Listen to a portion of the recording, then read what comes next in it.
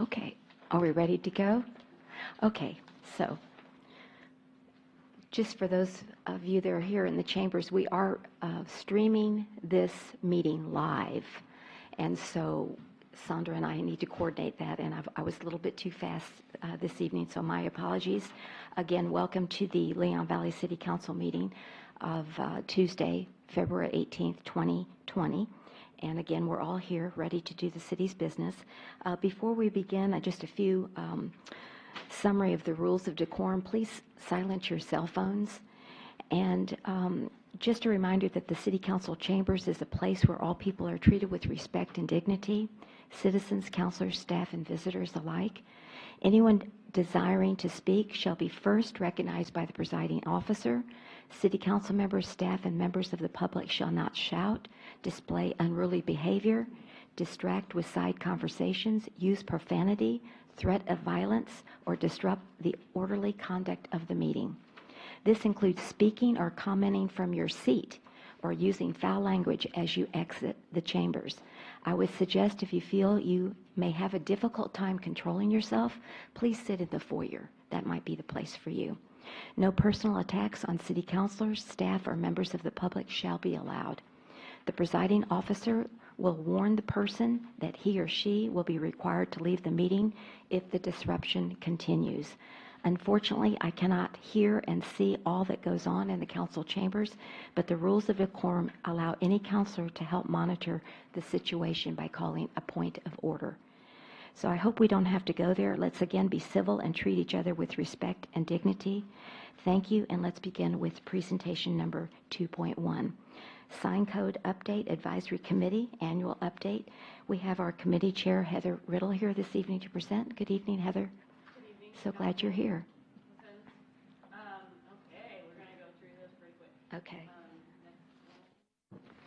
All right, the Science Code Committee was formed with the City Council created the Science Code Update Committee for the purpose of guiding the signage component of the city's ongoing process to update its development. I don't know if your microphone's on, so if you could make sure. Can you hear me now? Much better. Thank you. Sorry about that. Do you want me to repeat that one? Okay, please. The City Council created the Sign Code Update Committee for the purpose of guiding the signage component of the city's ongoing process to update its development regulations. This is a list of our members. Can I have everyone who's present please stand up? Be recognized? We don't have very many today. As well as our staff liaisons are William Cox and Brandon Milland. The goals of the Sign Code Committee was basically to clarify and update the signs code regulations for like political signage and garage sale signage. I know there was some confusion in the past regarding how that was being enforced, and that was one of the instigating purposes of getting the sign code started, as well as we wanted to solidify some definitions regarding bandit signage so we would have better backup for when we're removing those types of signs. In addition, we also, since we're reviewing the entire code and not just, political and garage sale signs, we also wanted to address concerns of the business community. I know since the City Council decided to move toward preferring monument signs along Bandera Road, we needed to kind of address a timeline for attrition and abatement of the legal nonconforming signage and shifting towards a more appealing monument style sign. We also wanted to define specifications specific to business location and needs and introduce a new concept such as a pylon sign that'll look a little bit nicer than those big tall pole signs along Bandera Road. We have had 15 meetings. We started in January 14th, 2019, so we've been going on just a little over a year. And we meet typically the first and third Mondays of every month at 6:30 p.m. in the large conference room as long as it's available. We do encourage that citizens come and offer their input. Our next meeting is it's going to be next Thursday, February 27th, 2020. It's off because President's Day was a holiday, and we didn't want to do it the following Monday because there was some scheduling conflicts. So we're going to meet on Thursday, and we're hoping to get to the majority of what's left. So our status as of right now is that we've completed the review process of the sign code, and we are currently in the process of going through the markups and making sure that everything that we wanted added got added, and finalizing the formats and whatnot. We do hope to have something to present to City Council in March. Okay. So next month. So some of our commonly asked questions. I've had a few people ask me if the Sign Code Update Advisory Committee reviews sign permits. We do not. That is not in our purview. We are just reviewing the sign code ordinance and seeing what needs to be changed or updated. However, we do think that it might be a good idea to have some kind of process for reviewing signs, just so we can keep them looking nice throughout Leon Valley. Mm-hmm. Who does the sign code apply to? It is for every sign in Leon Valley that is not a regulatory sign, a government sign like a street sign or a stop sign. So it applies to everything from garage sale signs to missing dogs, and then of course to businesses and shopping centers. And will the update code be complete before the next election? That depends on you guys. We hope to be done with our part before then, but it's up to y'all. Here are some examples of our sign code in use. The before side shows how each of the windows are kind of covered up with a bunch of different advertisements. And then after having a discussion with the business owners, we got them to kind of clean up their storefronts, and it looks a lot nicer and cleaner. Here are some examples of common sign violations. I think probably the biggest sign violators are signs that are placed in the right-of-way, and bandit signs, which are signs like the "We Buy Ugly Houses" sign, which I know the chief has said that on a good day he can pick up like 100 signs in a day that are illegally or improperly placed. And so our special thanks go out to City Council members who have attended some of our meetings. We have Councilor Matthew Hody, Monica Alcocer, and Dr. Catherine Rodriguez. We'd also like to thank the Police Chief, Joe Salvaggio, for a presentation on political and bandit signs and helping us recognize how dire a situation that was, and then also to Attorney Denise Fredericks for her legal opinions when we had questions. I would also, it's not on there, but I would also like to thank our staff liaisons, Will and Brandon, for all their help in keeping us on track. Very good. Thank you. Thank you. I stand for questions. Okay.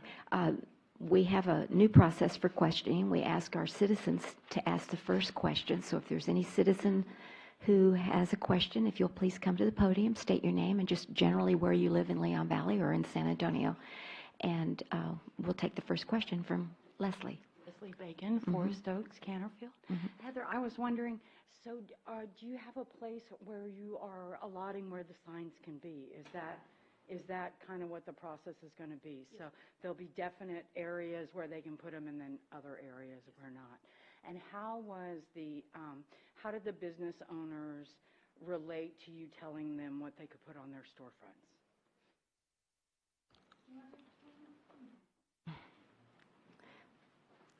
Sure, we've got a solid code ordinance as it is right now for signage, and we've been enforcing that. And when I do a zoning inspection, we have that conversation in the very beginning. We start talking about, hey, here's what's common violations. And when I walk into a new business that, say, a lease build out, typically they don't have signage. So when you get ready, that if you want a wall sign out there, and we encourage it, but you don't have to have one, that there's a permitting process. And that permit is not always to capture money, but it is to make sure that you put the right sign, that the master electricians, and it goes through that component. So we have a sign ordinance that's solid and it's there. What the committee was doing is looking at those little bitty caveats, those areas that we could tweak to be better. So they took examples of multiple other local cities that are like us, and just political signage was just one of many. So anything, we explored lots of ideas. There's places doing sign gardens for political signs, and permitting with the little stickers you see in San Antonio that for a garage sale, so that when the compliance officers come by and look, and they know that, that's a legal sign to be there. So anyway, so we were just updating, again, in the name, we were just updating the sign. Okay, and thank you. That's Mr. William Cox, for those of you who don't know, who's our business relations specialist. Thank you, Mr. Cox, for that answer. I do appreciate it. All right, any other questions on the sign update? All right, and if there's no other person who would like to ask a question, then I'll turn it to our council. Oh, there we go. Thank you. So I need help with.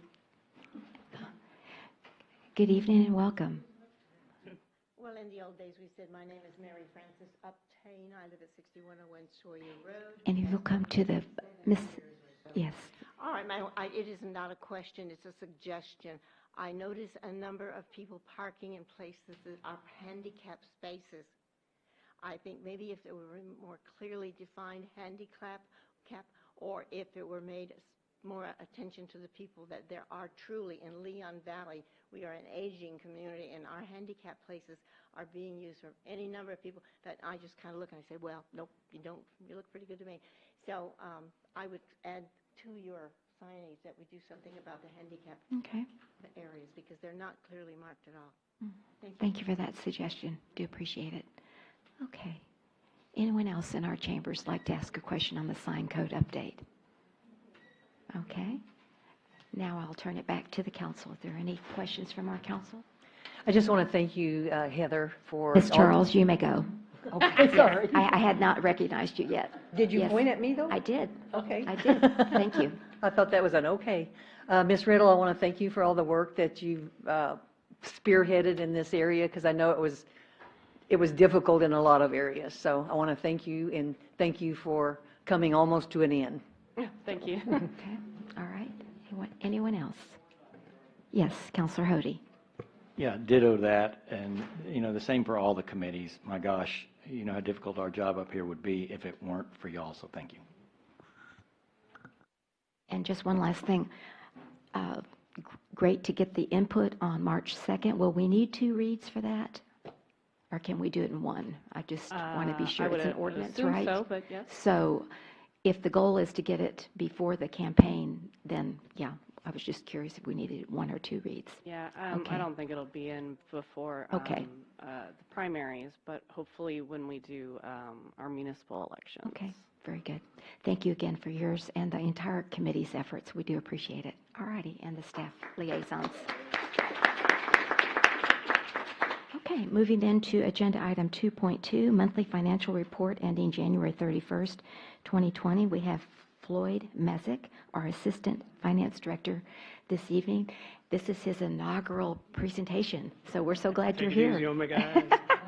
Thank you, and welcome. Well, thank you, Mayor. Good evening, Mayor and Council.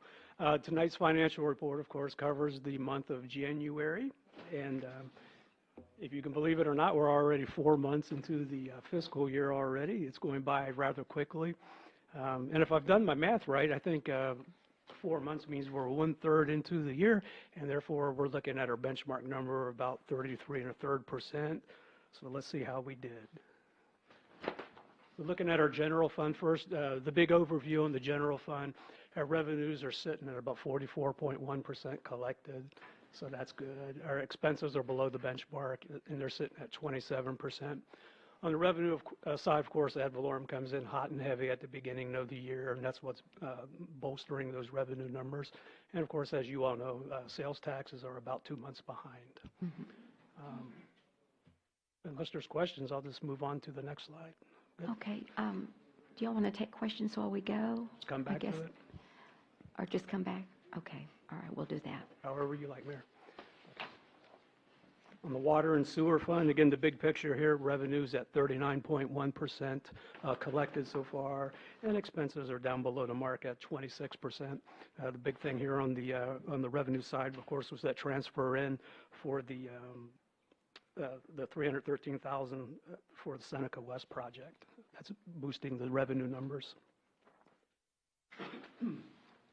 On the community center fund, Revenues looking really good at 136%, and then expenses down 9.6. But of course, the miscellaneous revenue is what's bolstering that, and that's that $179,000 transfer in for the community center renovation. And on the economic development side, looking good here again as well. Revenue about 312,000. Expenses are kind of high because of those two projects. So the money went out from this fund into the others, and that's why our expenses are high here. And red light cameras. There's no percentage on red light cameras, but the revenue, we're sitting at about 45.3% collected on red light cameras right now, and that's good. On the expenses side, Tier 1's about 22% collected, so that's below the mark. And on the Tier 2 side, it's 25%. Overall expenses are at 23% versus 45% revenue collected. And I think our impound lot is last. Here, pretty much at the mark. Revenue is about 30% collected, and expenditures are about 32%. Nothing really major to talk about here. And that's it for the slides, so Okay. there may be questions, of course. All right. So let me again offer any questions to our citizens first. If you have any questions on the financial report.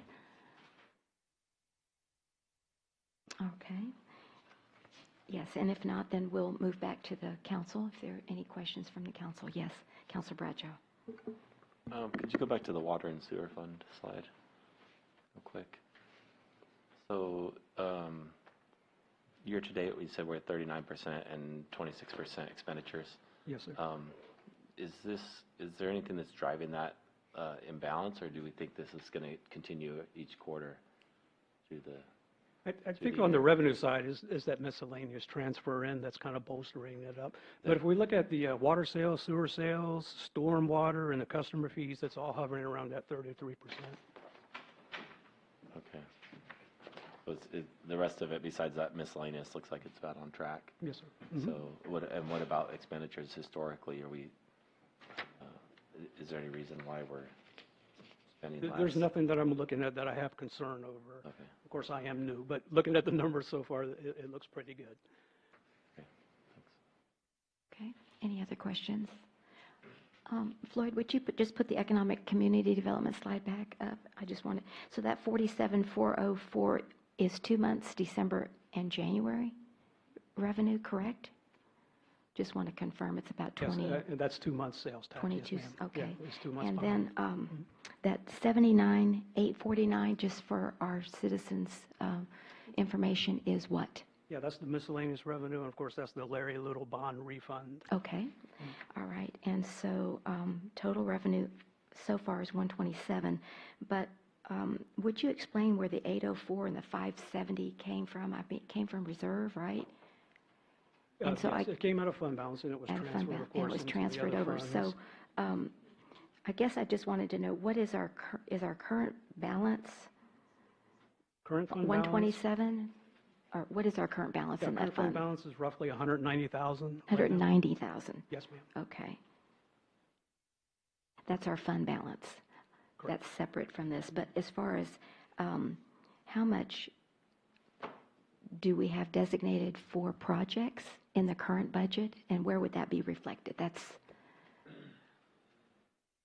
Okay, so looking at what was budgeted, of course, that reflects the amendment. yeah. So the expenditures are real high because, Yeah, so roughly initially, I assume that we would have presented a balanced budget, I'm sure we did, and so Yeah. that would have been around 311,000 also. right. But exactly what that was, I do not know. Okay, all right. I can get that from Vicki later. Yeah, I just was curious as to how much money we had for economic community development projects this year to spend Yes, ma'am. as Gotcha. a committee and council. Okay, all right. That's it. Anyone else? Those are my questions. All right, thank you very much, Mr. Messick. We do appreciate it. Thank you, ma'am. Yes, thank you. And again, this is online for any of our citizens. If you'd like to go online, there is a particular way to get there. I couldn't tell you how, but it's there. So if you'd like to look at this more detail. All right, very good. So then moving on to the city manager's report. Ms. Kinsler, if you'd like to begin. Thank you. Good and evening, thank welcome. you. I do have the employment agreement that the body approved last meeting, but for transparency's sake, there's a couple things I want you to know about it. There was some concern in here about only using the word interim, so I just put a slash after interim and put interim/acting. So it doesn't change the agreement at all, but it does say acting as well now. The other thing that Chief Salvaggio and I have talked about is that there was some concern about paying him the increased salary to be the interim for the full 90 days. So he is fine with, we came in on Saturday, just on our own time so that he could start learning. We're going to do it another night, another Saturday, and he's fine not starting the pay until March. That way we're not paying him the full 90 days. We're only paying him actually a little bit less than 60. So I didn't think, since that was costing the city less, anybody would be opposed to that. But we'll just do that, the training that we're going to do on our own time, and we'll just donate that time. But I do have that here that needs to be signed. So I don't think, there's no other substantive changes, so I think these are the only two edits that we've got on this thing. Like I said, it was just an agreement between Chief and I that we would just come in on our own time and work together and do it, so the taxpayer wasn't having to pay for that first month. The potholes in the Bandera Heights Shopping Center have finally been repaired and patched. You know that, it sounds silly, potholes. You know how long that we've been trying to get that done. Got it done one time. I did a couple of years ago, and it's taken 2 or 3 years to get it done again. And so I wanted to thank William Cox for that. He works a lot trying to make sure, because it's something that the city can't do because it's private property, but we get calls and complaints all the time, especially when you come like out of the Starbucks area. You know, your car kind of falls into a hole, and so that has finally been repaired. I did receive the official notification on letterhead today that your library was awarded the 2019 Texas Achievement in Library Excellence. This year, only 53 libraries out of 571 Texas public libraries were awarded this honor. So we're in the, 9 or 10% range of libraries that receive this honor. So we received this. I've been here.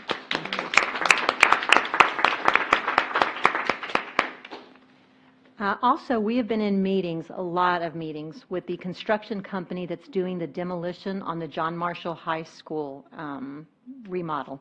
The demolition company needs to close off parts of the street right there in front of John Marshall and on the west side of the buildings. The road closure that's coming up is going to be for several months, but it's not permanent. It will actually begin tomorrow. Our apologies for the late notice, but literally Brandon was notified today, and we've already got it on the agenda, and Melinda will be giving a presentation on March 3rd so that we can explain to everybody what's going on for the short term and for the long term traffic control plans. Do you know the name of the street that's going to be closed, just for the citizens? It's the one on the west side of John Marshall. I don't know which. What street is that? Thunderbird? Okay. Okay, very good, Thunderbird. Thank Mayor you. Council, it's I appreciate Thunderbird, and that. it'll be closed off, you know, if you're traveling west on Thunderbird, coming from Okay. the subdivision, it'll be closed off at the last residential lot, right before their parking lot starts, because they're going to be having buses kind of turning around and And it's maneuvering. just that street, just that street? And the street in front of John Marshall as well. Correct. Okay, is that the? Like the where street people before you pick park? up, Yeah, where pick people up and pick up. stuff? The street right in front of John Marshall. So they're going to have to reroute the moms and dads That's to drop off and everything? Right, so Okay. if you're planning on trying to get to the front of John Marshall from Thunderbird, from inside the subdivision, you won't be able to do that anymore. Okay, all right. Yes, sir? Mayor, Council, but you will, the buses and everything are going to be able to make that loop and go back in front of the building, so they're not closing both lanes off. They're actually going to be able to make that loop and go over to the light right there at Eckerd and still be able to leave there. So there will be some room, but citizens that are coming from the neighborhood, I know it's probably upsetting a few on council here, they're not going to be able to come that direction for a couple of months. But there will be traffic in front of the building, but you won't be able to get it from the neighborhood. You have to get it through Eckerd. Right. And just basically it's going to be a loop to take you the other direction. Okay. All right, so this was one of the major reasons that Los Leones will not be held at John Marshall this spring. It's Saturday, March 27th because of the construction, but it will be held at O'Connor High School, and we'll give you more of an update as we get closer to that. So the demolition of that building is going to take away their current pickup and drop-off points. So that building is right there where they're going to drop, is right there where people pick up and drop off now, so they're having to move it down and create another pickup and drop-off point.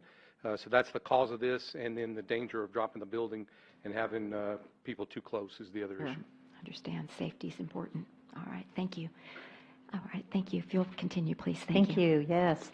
And then I just want to remind everybody about the community workout. It's a workout with responders. It's a 60-minute workout.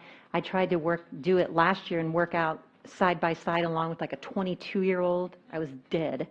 So I don't plan on doing it with the 22-year-old this year. But it's this Saturday, February 22nd at 9 a.m. at Raymond Rimkus Park. So we are featuring some veterans from around Leon Valley Police Department, Leon Valley Fire Department will be there. Once again, it's at the park, 9 a.m. on Saturday, and it's a community challenge. And there is information and flyers on it right outside on this table, sitting outside. And I believe it's also on the city manager's report. Very short tonight. That concludes the city manager's report, and I will stand for any questions. Okay. Oh, one more thing. Okay. I'm going to start getting a police chief and assistant city manager, Joe Salvaggio, to start sitting up here specifically like during Mr. Milan's, because he actually supervises Mr. Milan, just to start, working on the transition a little bit. Okay. So, Very okay. good. Thank you. All right. So let me ask if there's any citizens or visitors who have a question for Ms. Kinsler on her report. Please come forward and state your name and your question at the podium, please. Yes, Ms. Bacon. Hi, Leslie Bacon, Forest Oaks, Canterfield. Ms. Kunstler, are you aware that Mr. Bradshaw has a poll on Nextdoor, and 85% of the people do not want Chief Salvaggio as an assistant city manager? I'm not aware of a That's poll, but over this is almost inappropriate. 300 people that have voted already. Oh, okay. I didn't know that. Okay. Thank you. Anyone else?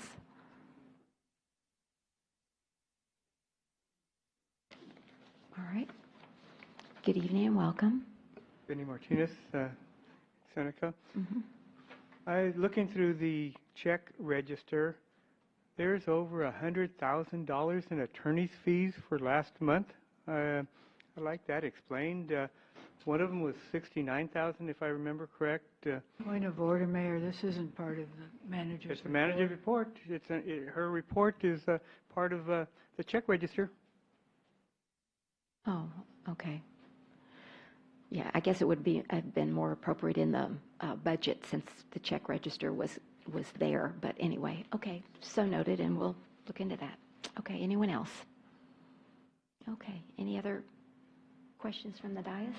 All right, thank you very much. Do appreciate it. So then we'll move to agenda item number 4, citizens to be heard. Who would like to comment this evening? And good evening, Mr. Bowl, and welcome. Good evening, Mayor, Council, citizens of Leon Valley. Again, my name is Evan Bowl. I live in Forest Oaks, Canterfield area. Before I say anything much more, I want to also celebrate the fact that this is the first day of early voting. So I hope some of y'all have gone and voted. And as a reminder, I am candidate for the 116th, and I do ask for many support. But I hope everyone does their civic duty in the very least. As such, that is exactly why I'm here this evening as a citizen. As some of you were made aware previously over the last week or so, I took it upon myself to do a little research, and it didn't take me much time nor much digging because a lot of the viewpoints have already been put out there on record. A lot of what's gone on is open to just find and pull out of the air. So this email that the whole dais has received is to express my concern and opposition to Benny Martinez being on the ballot for re-election in a consecutive term. I'll explain this position using events, dates, and the very law as it stands, and will stand accordingly by the time of candidate filing and election day. But in 2017, the Home Rule Charter, as it stands prior to the currently pending changes, is adopted. In 2018, Benny Martinez is elected or re-elected to the councilperson place 4 position. In 2019, Benny Martinez is removed from office by application of Section 3.12 of the Home Rule Charter as adopted in December of 2017. Matthew Hody is then appointed to fill the unexpired term, and Benny Martinez is party to several lawsuits against the City Council. Benny Martinez expresses his intention to rerun for office, and in 2020, Benny Martinez files for candidacy. Now that is the time frame that we are working with since 2017 of the Home Rule Charter, and this is when a lot of mishaps occurred. Fact number 1, at the time of the adoption in December 7, 2017, the Home Rule Charter of Leon Valley, Section 3-03, subsection C, which states that no candidate for mayor or council be in violation of any provision in the charter, which currently stands until the voters decide to change this provision by removal of subsection C as presented in the measures to be on the May 2020 ballot. Fact number 2, Benny Martinez was elected to office and served in the term following the adoption of the Home Rule Charter. Fact number 3, Benny Martinez was removed from office through the legal channel of a hearing under Section 3.12 of the Leon Valley Home Rule Charter. Fact number 4, according to William Johnson and the greater common sense understanding of all involved, including myself, the Mr. Bowl? Oh, yes, is there a time limit? Yes, it's Okay, 3 I minutes, will- so I'll I'll give you straight to- another, yes. 30 seconds to. Basically, when it came down to term limits, if you served any amount of time, like Mr. Hody, this would be considered a term.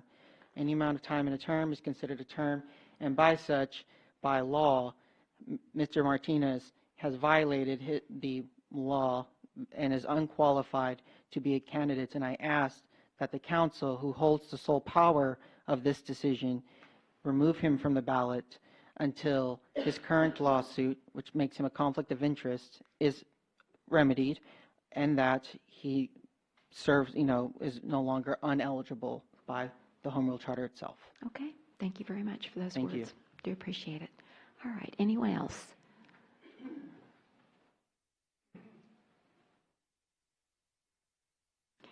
I wasn't going to speak, but Okay. Mr. Bowles' comments, I have to speak.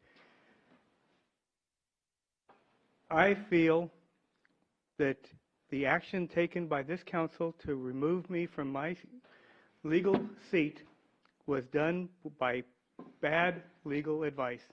Our current city attorney, on 2 occasions now, has ruled that it requires a 3-0 vote when 2 city councilors either abstain or absent. So with Habib's ruling, I should still be on city council. It should have been a 3-0 vote to have me removed. That is the reason I am still in court. And I don't know why Mr. Henry is still representing the city. He wrote a 70-page response and he's also filed with the appeals court to have my standing removed. But a 70-page report, all we're doing is asking the district attorney to say that it required a 3-0 vote to have me removed and have me reinstated to my legal seat. That's it. Nowhere did I say that I wanted all of Mr. Hody's votes rescinded. I don't know if Mr. Ryan is making up things, but to cost the city $11,700 in legal bills, is that really worth it? Really, what the council should do is ask Mr. Hody to step down and appoint me back to my seat for the remainder 2 months. Thank you. Okay, thank you. All right, yes. Johnny, are you able to come up to the podium? Yes, ma'am, thank you. We are recording. We are recording the meeting so that everybody can hear you. Thank you. Johnny Garrett, Yes, Leon good Valley. evening. Is he still on our payroll? The other attorney, are we still paying his fees when we already have an attorney? We are paying, no answer? I'm just Well, looking for an answer. You know, we are limited on what we can say, but I believe he is still handling the I lawsuit. want to know why he's on our payroll when we're paying a city attorney. So what you do is you pay Else wants to know. you pay an too. attorney by the hour. This attorney had already, council already signed a letter of engagement with him to defend the city in the Benny Martinez versus City of Leon Valley case. So he's just completing the case. Well, a lot of the citizens know about Ryan and some of the illegal things he did, and I object to that. I would say hire a different attorney. I object to a lot of things. Okay, thank you. I hope citizens stand beside me. All right, anyone else? All right. Good evening and welcome. Hi, Kimberly Bowl, Forest Oaks, Canterfield. Just something I needed to get off my chest. Okay. I want to say that no matter the intent of what you may hear, someone in the confines of their property is afforded the privacy that they have the right to. Now, with that statement being said, it has come to my attention that, and to my knowledge, that someone admitted to another person as having on eavesdropped on Mrs. Charles in her private home. And to me, I think that's wrong because you're in the privacy of your own home. And for another citizen to do that and to use it against Mrs. Charles, in my opinion, is not right. And Mrs. Charles, if that did 100% happen to you, it should not have. And I'm sorry for that. And I don't know who did it, but I'm apologizing on behalf of some good citizens. Thank you. Okay, thank you. Anyone else? Peter Burnside, Yes, Forest good evening Oaks. and welcome. And I did want the librarian to come here because I want to congratulate her and the library on the wonderful award. I don't know if all our citizens know her because she's so new. That's why, come here, look in the camera. Rosie Amaya. Thank you, Rosie. Hi, I'm Rosie Amaya. I am the new library director. Thank you so much. The award could not be happened without the help of the library staff and, of course, the contributions of Ms. Underwood, who was the previous library director. Thank you. You're welcome. Okay, the next one is concerning the community fitness. And I hope you do include the Thai teacher. We are doing every Saturday at the library, 8 o'clock sharp for half hour. And I want to invite everybody, and we sure need to have some inner peace in this community. The third one is that we had some issues, in fact, some destruction of our property not too long ago, and we have some really big problems on our street. And we wrote to the city manager, to the council, and the only answers we received was from the two gentlemen, and I appreciate that very much. Thank you. Thank you. All right. Anyone else? Yes, sir. Ms. Burns, I might not have seen it, but I have responded. It was probably a few hours ago, and I definitely want to continue to talk to her about the incident that occurred. Well, I saw the police officer on the. Did you see him this morning, Rita, on the side street with trying to catch people running our stop sign in front of our Forest Way? So I appreciate that, and I waved to him. Said thank you. I don't know how many tickets he gave this morning, but anyway, so we appreciate that. All right, anyone else? Yes, sir. If you'll state your name and where you live. Thank you. My name is Ray Orozco from Pavona Place. Sir. And I was just hearing what they said about Mr. Martinez. I'm running against Mr. Martinez, and I welcome the challenge that he's running. I believe the more people that run, the more people that Leon Valley will have an opportunity to choose from. I don't know the things that transpired real deep inside, and he has made some points, and everybody else has made some points. I ask you before you take this into consideration as far as taking it off the ballot, think it over.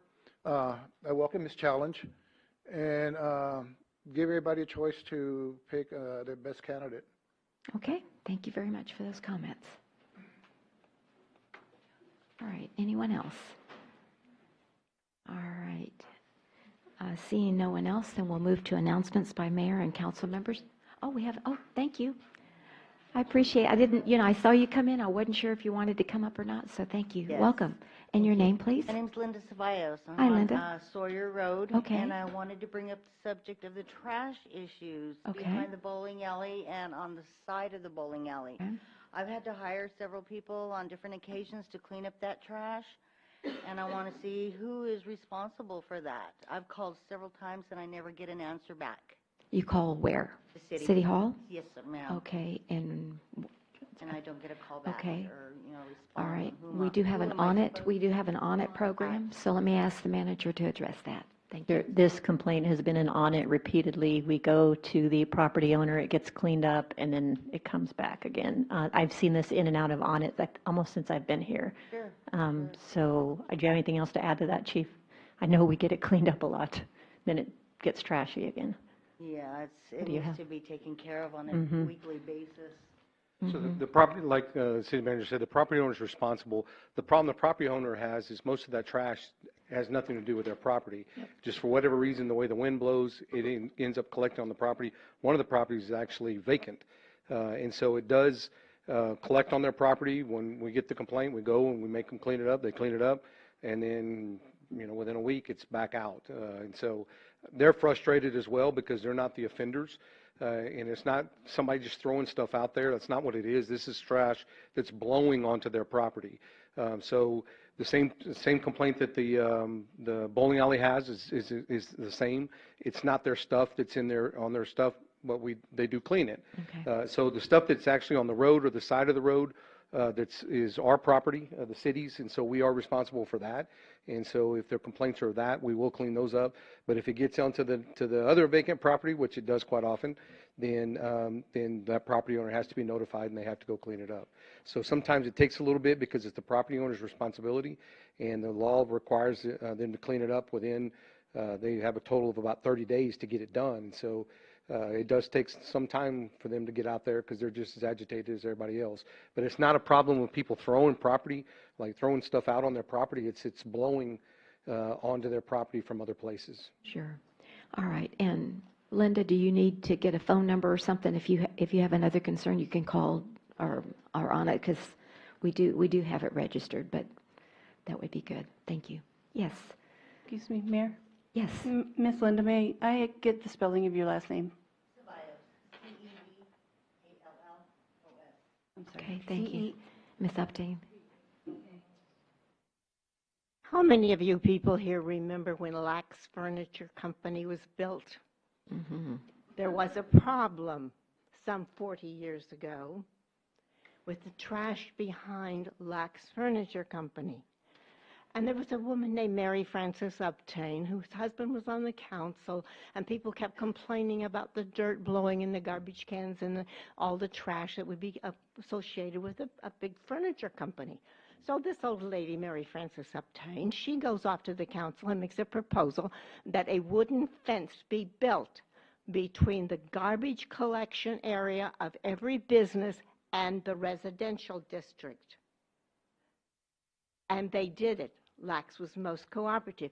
They built a big 6-foot or something wooden fence, which blocked all that off from the coming up and down Sawyer Road, the neighborhood, and so forth.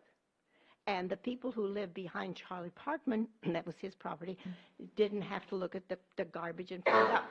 So there is an ordinance somewhere in the archives that the bowling alley should definitely have a fence behind their garbage collection area. well, large enough, of course, for the garbage cans to get in and out, and that would solve the problem. Okay, thank you. Does anyone remember So- that? Does anyone remember that ordinance? There's a lot of ordinances on the books. I know, but every Okay. business should know about it. Okay, thank you. And I'm not sure, when it happened, I'm sure it happened, but I'm not sure it's actually in our ordinances today. I've never seen that. Francis Uptain. Mary Francis Uptain But on we Sawyer definitely- Road. We definitely will take a look at it. Okay, I don't thank know you. of any, and that means that 95% of our businesses would be in violation because it's not something that actually is being done long before I got here. So Mhm. we'll have to go back and take a look at it, but I don't know that it's in our current code of ordinances that have been codified. Okay, Yes, ma'am. all right. So definitely look for it. Well, that did come up in the apartment complex. Miss Uptain, I need for you to be at the podium, please, if you're going to speak, just so we, Problem did thank come you. up when Sawyer Road was forced to endure the apartment complex, when the man who was the engineer out of A&M, he said that he wanted to build a stone wall that matched the pillars where the iron gates are on the apartment complex on Sawyer Road. But he came to the city, and the city council told him that there had to be a 6-foot wooden fence between every business and the public. And that is why today on Sawyer Road, there is a wooden fence at the apartment complex, which, by the way, the inmates continue to kick down and crawl through. But that's another problem. But that, as of that apartment being built, the council, the powers that be, told him he had to have a wooden fence. He could not have that stone fence wall that would match the pillars that held the gate. So it's that current. Okay, thank you. Yes, Ms. Garrett?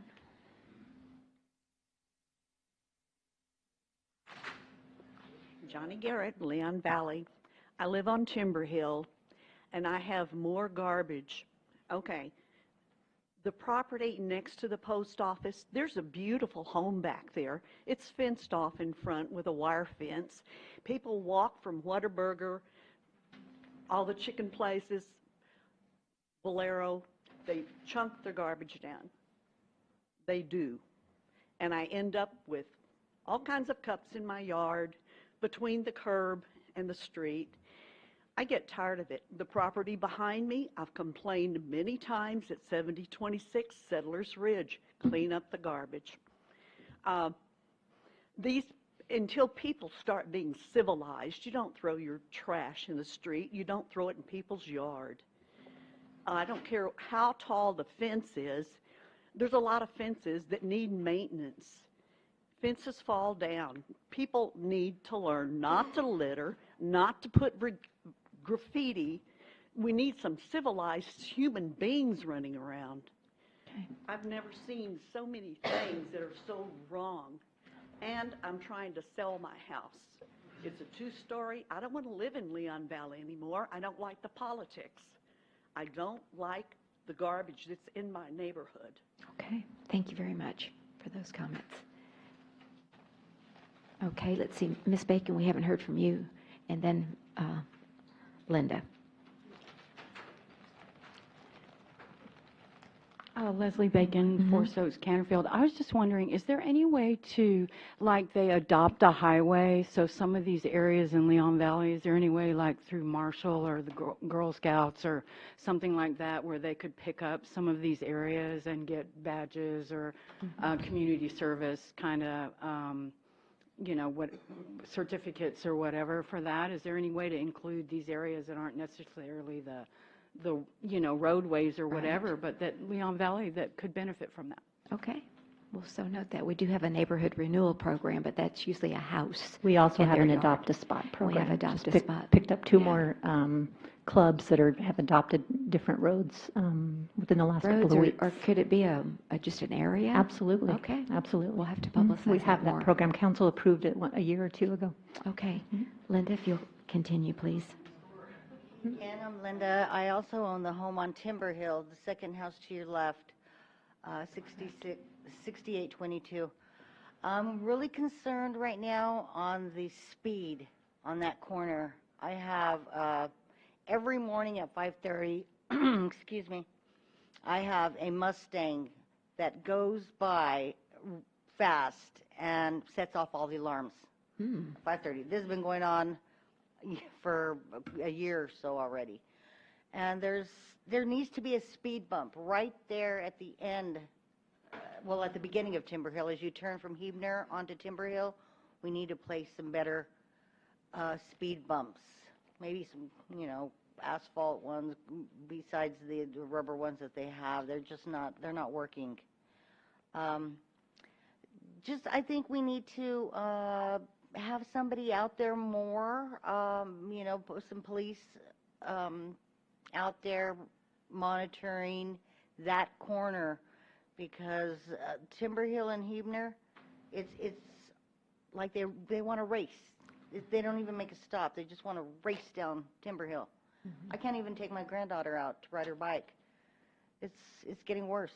It's not getting better. All righty, so noted, thank you. Address that. All right, do appreciate that, thank you. Okay, so if there's no other citizens to be heard, then we'll move to announcements by the mayor and city council members. Councilor Charles. Yes, I want to thank Ms. Bowl for her comments and assure her that the retelling of that story has no fact, except that I do have a backyard. Thank you. Councilor Rodriguez. Just wanted to welcome everybody tonight. Glad to see everybody. And kudos to all the volunteers that were able to come out for Basura Bash this weekend, including my co-counsel over there, Mr. Hody. We miss the rest of y'all. Have a good evening. Thank you. Councilor Alcacer. Yes, I'm glad to see a pretty big attendance tonight. It's nice to get some feedback, especially if it remains objective. I had the pleasure of going to a Philippine concert for the Taal volcano in the Philippines. It was held at the community center this past weekend, and they were doing a fundraiser. We have a lot of Filipino residents in Leon Valley, and it was the Filipino Nurses Association of San Antonio actually holding it, and it was very well attended. But it was the mayor had asked that I attend, which I did, and Ms. Charles also went, and it was wonderful. If you want to acquaint yourself with some very, very interesting music, they even had the Filipina equivalent of Tina Turner, who was 73 or 74, dancing and singing like Tina Turner. It was very, very, very enjoyable. And then yesterday, I got to go to the stock show with one of my grandkids. It was a little hot, but much better than today would have been. But it was also nice, if you haven't been in a while, it's completely changed. And there's a lot more for children to actually do hands-on and feet-on. They had a bean box, like a large sandbox, but it was filled with beans. It was, never had seen that before in anywhere, really. And my grandson, I think, liked that better than anything, but certainly better than the animals. But also, this is the first day of early voting. Would appreciate everybody getting out. We have the early voting in several locations in Leon Valley, including the conference center, which is the easiest place to do it, and often the least amount of wait. And then finally, just a reminder, please, as Mr. Riddle has on his shirt, please be kind and nice to one another. Thank you. Thank you. Councilor Hody. Good evening, everyone. Thank you for being here. And yes, I did Basura Bash. That's the first time that I've done that. It looked insurmountable. I don't know if any of y'all have seen that little stretch of creek by the H-E-B marketplace, but a shredder had gone through there a few days before and turned, 1 million pieces of trash into 1 billion.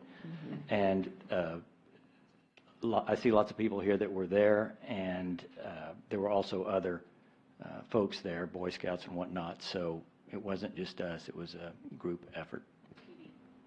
Very good. Thank you. Councilor Bradshaw? I also would like to welcome everybody. Thank you for coming tonight. About a week and a half ago, I was asked to come and represent the city of Leon Valley at the Northside Independent School District PTA Founders Day celebration. And I was able to attend that at Brandeis High School. And it was really a cool event. A lot of the students, they put on kind of some shows and skits. And a lot of the parents and teachers and organizations that they put a lot into this event. And they presented awards like Principal of the Year and as well as scholarships to a lot of the senior students going on to different colleges within Texas. So it was really a nice thing to be able to go and represent the city there. And I encourage anybody to get involved with the PTA organization. Thank you. Okay. Well, thank you for doing that, and thank you for going to the Philippine. Did you have some of their food? They didn't have Oh, food. they didn't have food. I lived in the Philippines, and it's just a beautiful culture, and the food is just awesome. So Hopefully when we get our new kitchen. yes, over that's there. right. So thank you for that. Thank you for both of you doing that. I just wanted to just say that our 31st annual Earthwise Living Day will be Saturday, March the 7th, and we got our last. Did you see that, Rita? We got our last vendor today. We've never had it so organized so early. So we're doing a good job this year. So anyway, I hope y'all can come 9:30 to 1:30 at the Community and Conference Center. And it's a free event, and we'd love to see you there. Just wanted to ask you to put it on your calendars. So with that said, then we'll move on to agenda item number 6, the consent agenda. Is there any member of the council that would like to remove consent agenda item 6.1 or 2 for discussion? Seeing none, may I please have a motion and a second to adopt? I'd like to make a motion that we accept 6.1 and 6.2 on the consent agenda as presented. I second. All right, we have a motion by Councilor Rodriguez and a second by Councilor Charles to approve consent agenda items 6.1 and 6.2 as presented.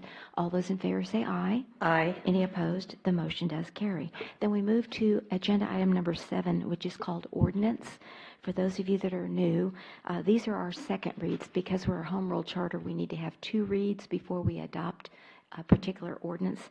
And so tonight we will vote on 7.1 and 7.2 because these are the second reads. So Ms. Posley, if you'll please read ordinance 7.1. An ordinance of the City of Leon Valley, Texas City Council granting a specific use permit for manufacturing at 5405 Bandera Road, providing for repealer, severability, and savings clauses, and providing for an effective date. Thank you. Good Good evening, Mayor, evening, Council. Mr. Milan. Are there any updates on this particular agenda item? No, ma'am, I don't have any updates, but at the last meeting, the council had a general question for the applicant regarding VOCs. Okay. So I'm going to go ahead and defer to Yes. him and let him address y'all. Okay. Thank you.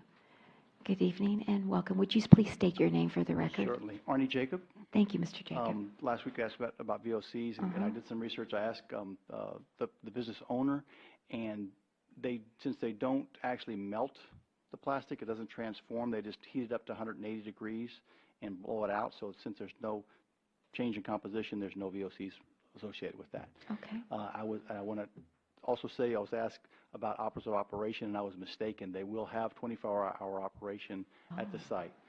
They're going to certainly keep within any type of noise ordinance, and I'll pass on to Alfonso, who's the business owner. He was able to make it in today. Very good. Yes. Good evening, Alfonso. We appreciate you being here this evening. Thank you. Thank you so much. Uh-huh. Good evening. Well, I appreciate this meeting. What we want to do is bring new jobs to the area. We just started 2-3 months ago, just trying to get things together, getting people, and right now with administration people and getting everything already up to 6, and hopefully within 6 to 8 months we could be up to 30 people here. So what we're trying to do is, like I say, generate jobs, but also we're developing biodegradable containers for the environment. So that's something new that we have. We're exclusive with that, so we have many people throughout the U.S. and even Canada interested in our product. So the thing is, we expect to grow in the business and create jobs for for the And area. for those citizens who weren't here, where are you located? 5405 Bandera Road. Okay, and that's the business, it's a business center, or? Yeah, it's a- right, it's and a you're at the very, very warehouse. end. Are Yeah. you close to I'm right in front of Pat Neff. Pat Neff? School. That's right. Yes. Okay, Right in all front of right. that. Very good. So the idea, we also do, in the main office back home, we also do cosmetics with all natural ingredients and without, chemicals and everything. So we eventually want to grow into not doing only the bottle, but do the cosmetic for the environment, natural ingredients too. So I don't have any more questions. All right, very good. Yes, Counselor Alcacer. Are the bottles that you're going to start with biodegradable right from the beginning, or is that something to come? It's a second step. Right now, what we were doing is working, trying to work with local customers in Texas area that currently fill water, and then some will fill cosmetics or shampoos. Right now, it's on only the bottles. Right now, we're bringing them in from our home offices, and eventually want to manufacture them here and create more jobs here. All right, very good. Any other questions from any of our citizens or visitors in our chambers this evening on this agenda item? And if not, any other questions from our counselor? Counselor Hody? Sir, you had mentioned eventually up to 35 employees. I'm assuming that's in shifts, correct? Sure. Okay, so Correct. there's plenty of parking there for y'all? Yes, on the back lot and the front lot, there's Thanks. space. Yes. Okay, yes, Counselor Charles. Yeah, let's go back to the biodegradable. You said they're not right now, but they will be? Right now, we're making those in Mexico, but eventually want to move those operations here to Texas. Okay, all right. So thank we're you. bringing them in right now, and eventually, that's the idea. We need to grow, and maybe we will need extra space from all the other warehouses in the area. So right now, we're just bringing them in and selling them to our customers, but the idea is to manufacture everything here. Okay, thank you. All right. All right, if there's no further questions, what is the pleasure of the council on agenda item 7.1? I move that we approve 7.1 as recommended. I'll second. We have a motion by Counselor Alcacer and a second by Counselor Rodriguez to approve ordinance 7.1 as presented. All those in favor say aye. Aye. Any opposed? The motion does carry. Thank you. You are approved, and so we do appreciate it. Welcome to Leon Valley. Thank you. Okay, you bet. Thank you. Then moving to ordinance number 7.2, Ms. Postlev, if you'll please read that ordinance. An ordinance of the City of Leon Valley, Texas City Council amending the general fund budget of the City of Leon Valley, Texas municipal budget for fiscal year 2019-2020 in the amount of $62,821 to provide funding for Leon Valley to provide for assistance to the Office of the City Secretary, providing for repealer, severability, and savings clauses, and providing for an effective date. Very good. Are there any updates on this particular agenda item, Ms. Kinsler? Not necessarily on this particular agenda item. Just as a follow-up to the item, you asked last time as a body that Ms. Postle itemize who she's getting the request from. She did that for you, and it's on your city manager's report that I sent out over the weekend. And also, I think there's a good possibility that next budget year, for sure, we will continue to ask for this position, but don't be surprised if we come back asking for two. I'm not sure that we're even going to be able to keep up with one, because we're not keeping up right now with one. But this is a great start, and we're thankful if we can just get somebody to help right now. Okay. And we already have somebody identified for this position? We have somebody in the position right now. As explained last time, I actually temporarily filled it, but I can only fill it up to a certain number of hours, and then it needs to become a permanent position, and my hours are starting to creep up on me. That's right. Thank you for that reminder. I You're do welcome. appreciate it. Any other questions from our citizens or visitors in the chamber on this agenda item? Okay. And then back to the council. Any other questions? All right. And so what is the pleasure of the council on agenda item 7.2? I move that 7.2 be approved as presented. I happily second. All right, we have a motion by Counselor Charles and a second by Counselor Alcacer to approve agenda item 7.2, ordinance as presented. All those in favor say aye. Aye. Any opposed? The motion Nay. does carry. Oh, I'm sorry. So we have 4 ayes and 1 nay. All right, the motion does carry. Thank you. And on behalf of Sandra Postole, who is here all the time, we truly thank you for that. You're welcome. Thank you. Moving then to the regular agenda item 8.1, discuss and consider possible action on the approval of the comprehensive annual financial report audit for fiscal year 2019. We have Deborah Frazier here this evening. Hi, Deborah. How are you? Good to see you again. And Vicki Wallace, our finance director, who will present this agenda item. Thank you. Thank you. I was wondering. Good evening. I'm Deborah Frazier from Armstrong Vaughn and Associates. And Vicki's passing out the CAFR, but you received it in your agenda, I believe, last week. So the CAFR is actually broken out into several different areas. The introduction, which is written by Kelly, the city manager, and Vicki. The independent auditor's report comes next. You received an unmodified opinion, which means that after adjustments, your financial statements are fairly stated and materially correct. The management discussion and analysis is written on the governmental-wide statements, and it basically is from the city's point of view. Then next are the governmental-wide financial statements. They're based on full accrual, which means it's a long-term presentation. You see your fixed assets, your debt, compensated absences, and your net pension liability. In the next section are your fund financial statements. This is presented on the modified accrual basis or the way you budget. The notes to the financial statements are next. Then the required supplementary information. The required supplementary information contains a budget to actual for your general fund, and then your contributions to pension and OPEB, as well as the past 6 years of estimates and changes in the TMRS pension, as well as your OPEB liabilities. Then you have supplemental combining individual financial statements and schedule. And then at the end is your statistical section. And this is very interesting because it gives you 10 years of data on the city. Again, I want to reiterate that the independent auditor's report is based on generally accepted auditing standards as well as governmental auditing standards.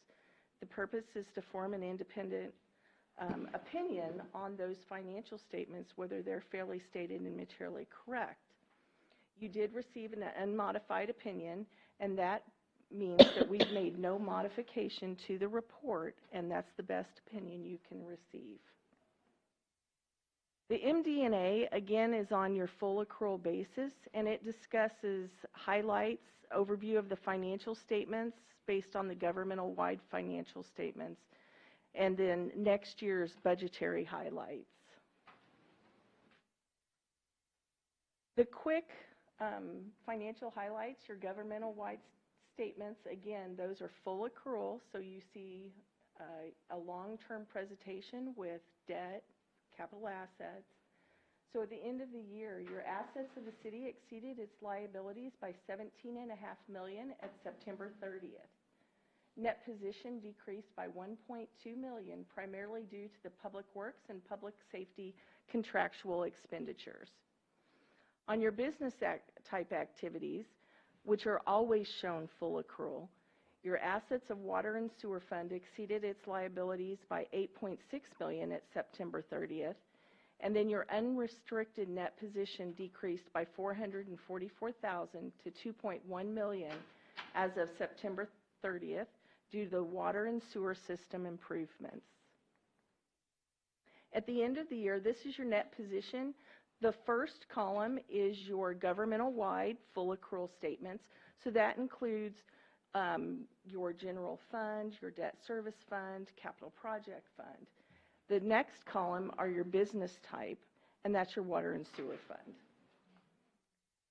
The final column is your total net position. So invested in capital assets in the governmental-wide, you had close to $13 million.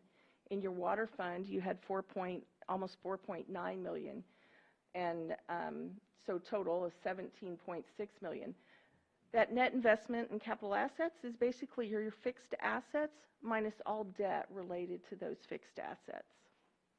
Then you have various restrictions, and then at the end, you have an unrestricted amount. So this is available for you, basically, in the future.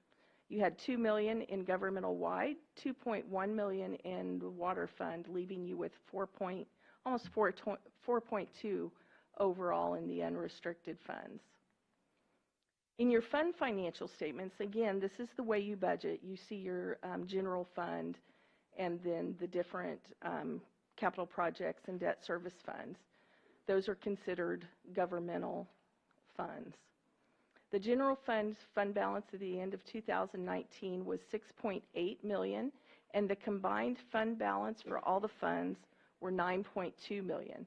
An unassigned fund balance for general fund was $4.4 million, or approximately 4.8 months of average operating expenditures. The fund balance for general fund increased $1.4 million. The increase is a result of increased fines and forfeitures, revenues, and a fewer capital outlay expenditures. The combined fund balance increased by $377,000. This is the breakdown between your general fund, debt service fund, street maintenance, and then your other non-major funds. So unassigned fund balance is the second line from the bottom in the first column, and that's almost $4.4 million, and that equals 4.8 months of operating expenditures. You have committed for disaster and emergencies of $1 million, and then the rest are assigned for various different traffic safety, tree mitigation, park bucks. You do have restricted for specific items such as your PEG funds, debt service, EDC, street maintenance, crime control, and federal forfeitures. Those restricted are usually restricted by some sort of law or fine. Your trend analysis shows up at the end of your communication with those charged with governance, and this is just a 5-year trend that we think is relatively interesting. It shows the fund balance in the general fund for the past 5 years. The average monthly operating expenditures, you've gone from 608, almost 609,000 to close to 906,000. The growth rate per year in the expenditures, you've gone from in 2015 to 7.8%, all the way up to 15.8% in 2019. Your number of months of average expenditures has remained about the same, except for a slight uptick in 2016. You have 4.8 again at the end of this year. And then you had general bonded debt at the end of this year of almost 6.5 million, and the ratio is 1.5 to 1. Your business type activity net position increased by $636,000. Your accounting policies on your letter of conduct that kind of hit slightly with the trend analysis. I put it at the end, or should have put it at the end, but kind of threw it in on the slide before this.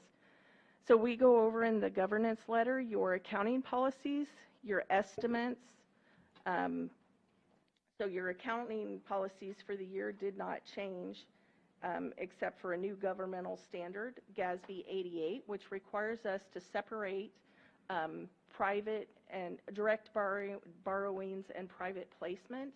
It's just a reporting issue, so there was actually no change physically to retrospectively to any of your financial statements. It's just a presentation.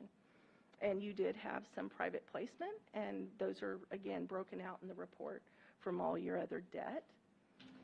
Accounting estimates, we considered the useful lives of capital assets, pension-related liabilities, OPEB-related liabilities, and then your allowances for uncollectible receivables, which include water revenues, EMS billings, and property taxes. We did have an unadjusted or an uncorrected misstatement, and basically what this is, it was immaterial to your financial statements, so we don't perform a prior period adjustment, but on your governmental-wide statements, Last year, there was a portion of engineering fees that we did not pick up and capitalize, and this year we picked it up and capitalized those engineering fees. Management representation, we received a signed rep letter, and it was dated February 3rd, which is the date of the report. We're unaware of any management consultations with other accountants, and you complied with the Public Investment Act, and we had no significant findings or issues. And again, the trend analysis is at the end of that governance letter.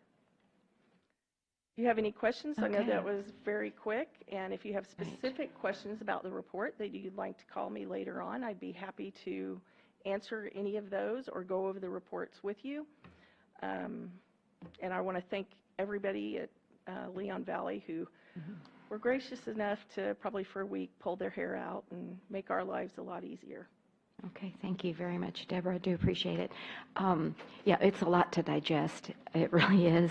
But I love the 10-year synopsis at the back. It's very, very interesting. Let's see. So let me see if there's, I know the citizens who are here, you just got a snippet of the audit. Do you have any questions for Ms. Frazier? Please ask them. And if not, then, okay, we do have a question. Then I'll come back to the council. Yes, Mr. Martinez. I just want to say thank you, and we're going to miss Vicki Wallace as a finance director. The new finance director's got some big shoes to fill, but Vicki has done an admirable job as far as I've known her, and you know, with her accounting expertise, it makes her job very easy to do the CAFR. And she got recognized again this year. So thank you, Vicki. All right. Yes. Mr. Stevens. All right. So and your name, please. Josh Stevens, and I'm from Forest Thank you. Oaks. So I had just seen the net position is down 1.6 million over the year. Can you explain again what that was attributed to? Projects. You had projects specifically off of Evers Road. You had received governmental funds. For the Evers Road Bridge? Yes. And then over the course of that year, it reduces as you spend it. Okay. So that's why it decreased. Yes, sir. Were those budgeted? Yes, sir. Yes, sir. They were grant funds that you received in the prior year. In the prior, okay. Yeah. They just kind of. Okay. Anything else? Any questions from the council for Ms. Frazier? I was, and I guess I'll just call you, but did I hear correctly? What was our overall, we ended up with more money than we spent, right? Was it 1.4 million for 1 year? Is that what I saw? Or, well, it depends if you want to know fund statements versus statement of net position. Okay. But statement of net position, you actually had a loss of 1.1 million, which we would have expected. And then on your fund statements, which are on page 22 and 23, you had an increase overall in your general fund of $1.4 million. In your street maintenance, for instance, you did have a net change decrease in fund balance, but that was, again, based on projects that you had budgeted, so we would have expected that. So overall, on all your total governmental funds, which is the modified approach in which you budget, we had 376,000 increase in your net change in fund balance. All right. So, all right, I'll just probably follow back up with you. I'm just curious as to how that's itemized out. Okay. So, thank you. I appreciate that. Anything else? All right. So we do need to act on the comprehensive audit as well. So, yes, Councilor. I move that we approve the comprehensive annual financial report for fiscal year 2019, the audit. A second. We have a motion by Councilor Alcacer and a second by Councilor Charles to approve the comprehensive annual financial audit report for fiscal year 2019. All those in favor say aye. Aye. Any opposed? The motion does carry. Thank you, Ms. Frazier, and your company for your efforts on the audit. Do appreciate it. And thanks to Vicki Wallace and your staff as well, and everyone else who participated. All right. So we're moving then to regular agenda 8.2, and these are our first reads. And Ms. Postley, if you'll please read 8.2. An ordinance of the City Council of the City of Leon Valley, Texas, amending Chapter 10, zoning ordinance, to rename the Zoning Commission and establish a Planning and Zoning Commission with associated authorities, rules, and procedures, providing for repeal or severability and savings clauses, and providing for an effective date. Thank you. Mr. Milan, good evening and welcome. Thank you again, Mayor and Council. As much as I'd like to talk about this for the next 15 minutes, this is technically a first read, but this is not the first time the council has been addressed on this topic. The last time we didn't have actual ordinance language for y'all because we needed to get some direction from you. So we have included that ordinance language in your packet. Happy to talk about that and answer any questions. But I'll go ahead and leave my presentation at that because I do not have anything new to add other than the fact that we've added ordinance language pursuant to council's direction on how to structure the subdivision requirements. Okay. All right. So I know the citizens haven't, I don't know, some people are new that hadn't seen it, but it's hard for me to ask them to ask questions when they haven't seen anything. I can hit the high points too. Would you hit the high Yeah. points? I think that would be respectful of our people who've come here, of our citizens who've come here this evening. Absolutely. Just the high points. Yes, ma'am, absolutely. Yes, thank you. The City of Leon Valley currently has a zoning commission, and so the zoning commission is tasked specifically with discussing zoning-related matters, zone changes and changes to zoning regulations. That's all that they're allowed to do per the Texas Local Government Code. The city considers plats as well. But right now, the council considers plats. The zoning commission does not handle any type of subdivision types of regulations. And the city does not have a planning commission. A lot of cities have a planning commission and a zoning commission, or they combine those two into one commission. And so the purpose of this item this evening and the next item is to establish a planning and zoning commission, to create a planning commission and merge that with our existing zoning commission and give this planning and zoning commission a certain degree of subdivision approval authority. Some of that authority will still be held by council, and so that was what we were discussing last time, was the extent to which to continue to allow council to have authority over subdivision plats. And so what we decided was, and what the council directed staff to prepare ordinance language for, was to establish a planning and zoning commission, give them the authority to approve plats that meet all of the statutory requirements, and in certain cases where there may be a plat in which it does not meet all the requirements and the applicant wishes to obtain a variance, then that plat and the variance request must go to the council, and the council makes the final approval. So that's how we've structured the approval process there. So we've prepared ordinance language, the city attorney has reviewed it and assisted with drafting it, and that's the general overview of the Thank you for item. that. Yes, ma'am. Okay. Any questions from our citizens and visitors in the chambers on this change in the ordinance, zoning commission, and okay? Any questions from the council? Okay, very good.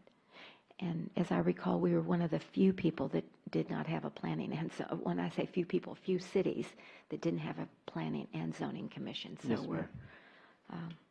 all right. So this is our first read, so we will approve this at the next city council meeting on March the 4th, or the 3rd. Thank you. All right, moving then to ordinance number 8.3. Ms. Postley, if you'll please read that ordinance. An ordinance of the City Council of the City of Leon Valley, Texas, amending Chapter 15 zoning ordinance to rename zoning commission and establish a planning and zoning commission with associated authorities, rules, and procedures, providing for repeal or severability and savings clauses, and providing for an effective date. Okay, so what's the difference between this one and the one that we just had? The one that you just had is making amendments to the subdivision code. Okay, very good. And so this amendment is making changes to the zoning code. Okay, great. Thank you. Yes, ma'am. But it's basically the same Basically the same thing. As you just summarized. All right. Going through the code and changing zoning commission to planning and zoning commission. Okay, very good. Any questions from our residents and visitors in the chambers? Seeing none, I will ask if there's any questions from the council on the dais? Okay, seeing none, then we will move to the next presentation, 8.4. Ms. Posley, if you'll please read that. Trying to get away. An ordinance of the City of Leon Valley, Texas City Council granting a specific use permit for a funeral home at 6401 El Verde Road, providing for repealer, severability, and savings clause, and providing for an effective date. Okay, thank you, and welcome back. Thank you, ma'am. Okay. Thank you, Mayor and Council. This is a request for a specific use permit in the B2 zoning district and also in the sustainability overlay district. So the applicants are Mr. Fernando Horan, Funeral Caring. You're probably familiar with Funeral Caring. They've been located in Seneca Plaza for about 10 years now. They went through a similar SUP process then in order to locate in Seneca Plaza. And now they're planning to purchase the old doctor's office right across the street. And so that facility has been vacant for some time, and they're looking to purchase the property, no longer lease, but purchase the property and move their operations to this facility. And since the property is in the B2, a funeral home does require a specific use permit. They're not planning to conduct any I would say traditional funeral type of operations. They won't be doing any kind of embalming or any cremation actual process at that facility. They're just mainly planning on having office administrative types of uses, consulting with families, and they plan to do, and as we discussed at the last zoning commission meeting, wasn't on their application, but as they discussed, they would like to do some level of viewings, not large viewings. They have other facilities, but they would like to do some very small viewings like of urns, and they'll coordinate that with their other facilities. So that's what they're planning to do. One of the main reasons, I think it's a good idea for them to go through the SUP process. The code doesn't define what a funeral home is. It doesn't say, well, if it's just office types of, operations, you don't need an SUP. So since they went through an SUP before, being consistent with our policy and last practices, it's a good measure to have them go through that process so the citizens can get a full idea of what's proposed. So everybody's familiar with the facility right across the street. You probably saw the pink sign out there. That's our new process that we're doing, and we'll talk about that in the next item.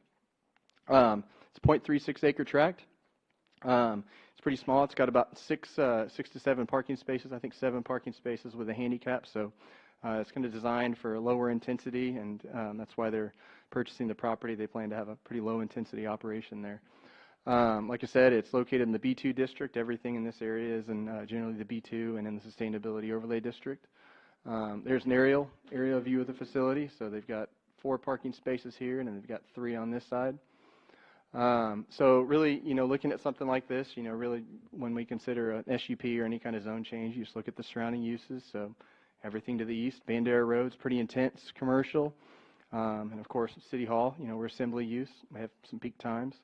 And as you move west, everything is pretty low density residential except for the fire station. So, use like this, definitely it's a good fit for this area. Serves as a nice transition from the high intensity to the low intensity uses. So really, you look at surrounding uses, no concerns there. And there's a zoning map, give you an idea of the surrounding zoning. You've got commercial just to the north of the property, and everything else is R1. So nice compatible low intensity use for single family surrounding zoning. See Leon Valley, for social equity, funeral homes are a necessary service for every community. In terms of economic development, this will facilitate the occupancy of a building which has long been vacant and potentially increase the value of that property now that it's being used. A specific use permit generally facilitates, depending on the level of services, could facilitate some additional sales tax at that location. Zoning Commission considered this item a couple weeks ago, and they didn't have any concerns, just other than limiting the conditions, limiting it to office, consultation, retail. And as we discussed at the meeting, that discussion, the applicants brought up wanting to do some level of viewing, and so there was some discussion about that. And I advised the Commission, well, we're limiting it through the SUP, so if y'all want to allow viewings, you need to write that in to let them do that as well. And so again, the applicant's here. I'm sure he's happy to tell you a little bit more about his plans and maybe answer any questions or concerns that you have. The staff's recommending approval, and the Zoning Commission recommended approval as well. And so, yes, is the applicant here? Yes, And ma'am. could you please introduce him, and we'll ask him? There he is. Very good. Thank you. Good evening and welcome. Thank you. Yes, sir. Thank you, Mayor, Council. And your name? My name is Fernando O'Haron. O'Haron? I'm president of Funeral Caring USA. Okay, very good. I've been in business for about 20 years now. Mhm. We're veteran-owned and operated, and we specialize in dignified funerals starting at under $1,000. Okay, all right. Now, so I'm understanding from Mr. Milan that you may want to have some viewings of caskets, I guess, and urns, or I don't know. I'm just thinking of the one across the street and the Northwest, and it's so crowded. So I just see your little spot there, and are you going to have enough room if we allow that? That's a good concern. Mhm. The funeral home across the street Mhm. is a traditional funeral home. We're non-traditional. Non-traditional. We specialize in fast, simple funerals with very small crowds. Mhm. Most of the funerals that we do are cremation. Mhm. 98% of the work in that location is going to be administrative. Okay. People come in to make arrangements. They will come in to pick up their urn. The gathering area is going to be a living room style. The building is about 1,800 square feet, so Mhm. we know that we won't be able to get a lot of people. I The see. families that come in will also know that. It'll be understood right from the start. Okay. It's going to be a satellite area. We have 6 locations here in town. Okay. And I'm just wondering about signage. Signage, we will go by whatever. I mean, are you planning on requirements having are a for the sign city. out front on El Verde? I mean, I'm assuming you are. Yes, we'll have to Okay. have a sign. but Okay, all right. We'll follow the rules All and right, regulations. sure. And then I'm recalling when you moved in the other, you sell products, right? You sell urns, and so then the city would get sales tax on that? Is that what that? We do sell urns. Uh-huh. We do sell caskets. Okay, Whenever a casket or an urn is included in a funeral, then there's no sales tax. But Oh, we really? do sell Okay. wholesale to the public, so someone can go to the other funeral home and buy their services there and come to us and buy their casket from us. oh, okay, very good. All right, so I know I kind of went out of, it's so hard keeping it straight about this. Let me go ahead and just ask the council if they have any questions, and then we will have a public hearing so that our citizens and visitors can weigh in on this move. But we thank you for being here this evening. Yes, Councilor Charles. Good evening and welcome. Are you planning on doing any facade upgrades? Or, We are going to remodel Oh, good. inside and outside. Yes. okay, great. Thank you. Yes. Thank you. Anyone else? Yes, Councilor. I was just wondering, even, how much staff will you have there? How many people? Our offices normally run with 2 to 3 people. The location that we have here at Seneca Center is operated by 2 full-time and 1 part-time person. Okay, so if you put 2 cars there, then you couldn't have much of a viewing. That's correct. Yeah. And we don't plan on having viewings. Okay, so what would be the maximum you think you could handle? Well, it would be kind of like coming into someone's home, to the living room. Again, over 95% of the people that come are 2 to 3 people, and then we have gatherings. It wouldn't be more than 5 or 6. Okay, thank you, sir. Okay. Anyone else on this side of the dais? Yes, Councilor Bradshaw. I think Ms. Alcacer may have already asked the question, but is there any plans to expand the parking lot or redo the parking lot at all?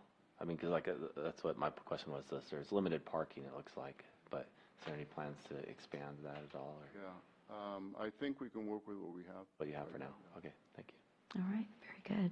All right, so if there's no further questions, then I'll open up the public hearing at approximately 7:40 on Tuesday, February the 18th, and ask if there's anyone in our chambers that would like to address this SUP in front of the council. Have any other questions? Okay, seeing none, then I'll close the public hearing at 7:40 as well. And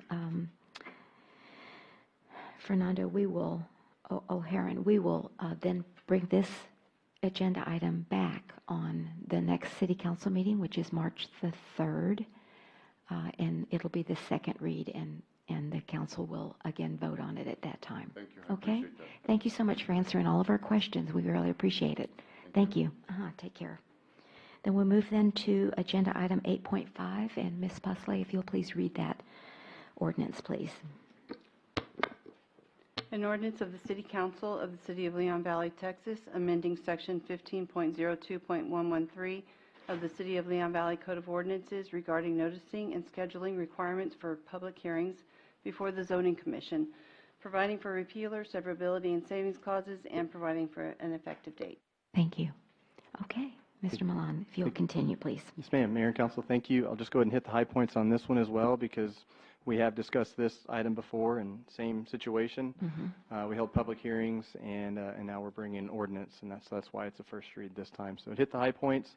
Currently, anytime any property owner or business owner requests a zone change on their property, our practice is to do a 15-day, to send notice to the newspaper, to the Lotus Echo.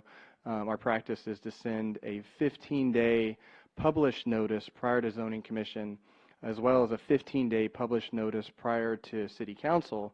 And then we also mail out personal notice, a letter to all property owners within 200 feet. That's our practice. However, state law actually only requires for Zoning Commission, they don't require the published notice for Zoning Commission. They just require a personal notice.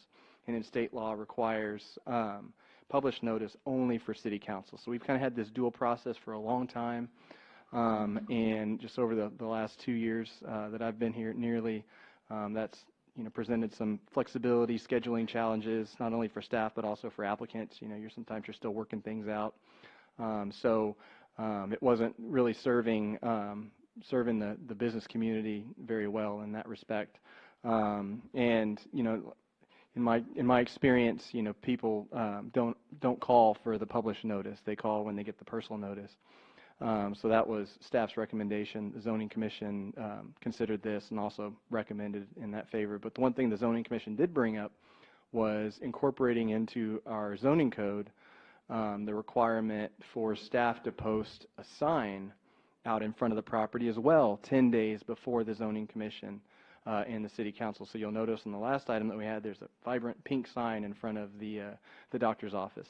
And so we've already started taking that measure. So that's what the purpose of this item tonight is to relieve the need to do published notice before Zoning Commission, still staying completely consistent with state law and frankly pretty consistent with most surrounding communities, the typical practice for most communities, and also adding that additional requirement for signage. That way, not only do the people surrounding get noticed, but everybody driving down the street that might have a concern or have something to share in that zone change. So that's the ordinance language that's been included in your packet. I'm happy to take any questions. Okay, very good. Are there any questions from our citizens or visitors in the chambers on this particular agenda item? Okay. Seeing no one, I'll ask the counselors on the dais. Yes, Counselor Charles. Yes, in our packet, there was a handwritten objection from a neighbor. Yes. But, so did you call him? Because it seems like he thought there was going to be funerals held there. Right. No, I haven't been in contact with him yet, but we've discussed that thoroughly, and he had the opportunity to come to the meetings as well. Okay. All right. Thank you. All right. Anyone else? Yes, Counselor Bradshaw.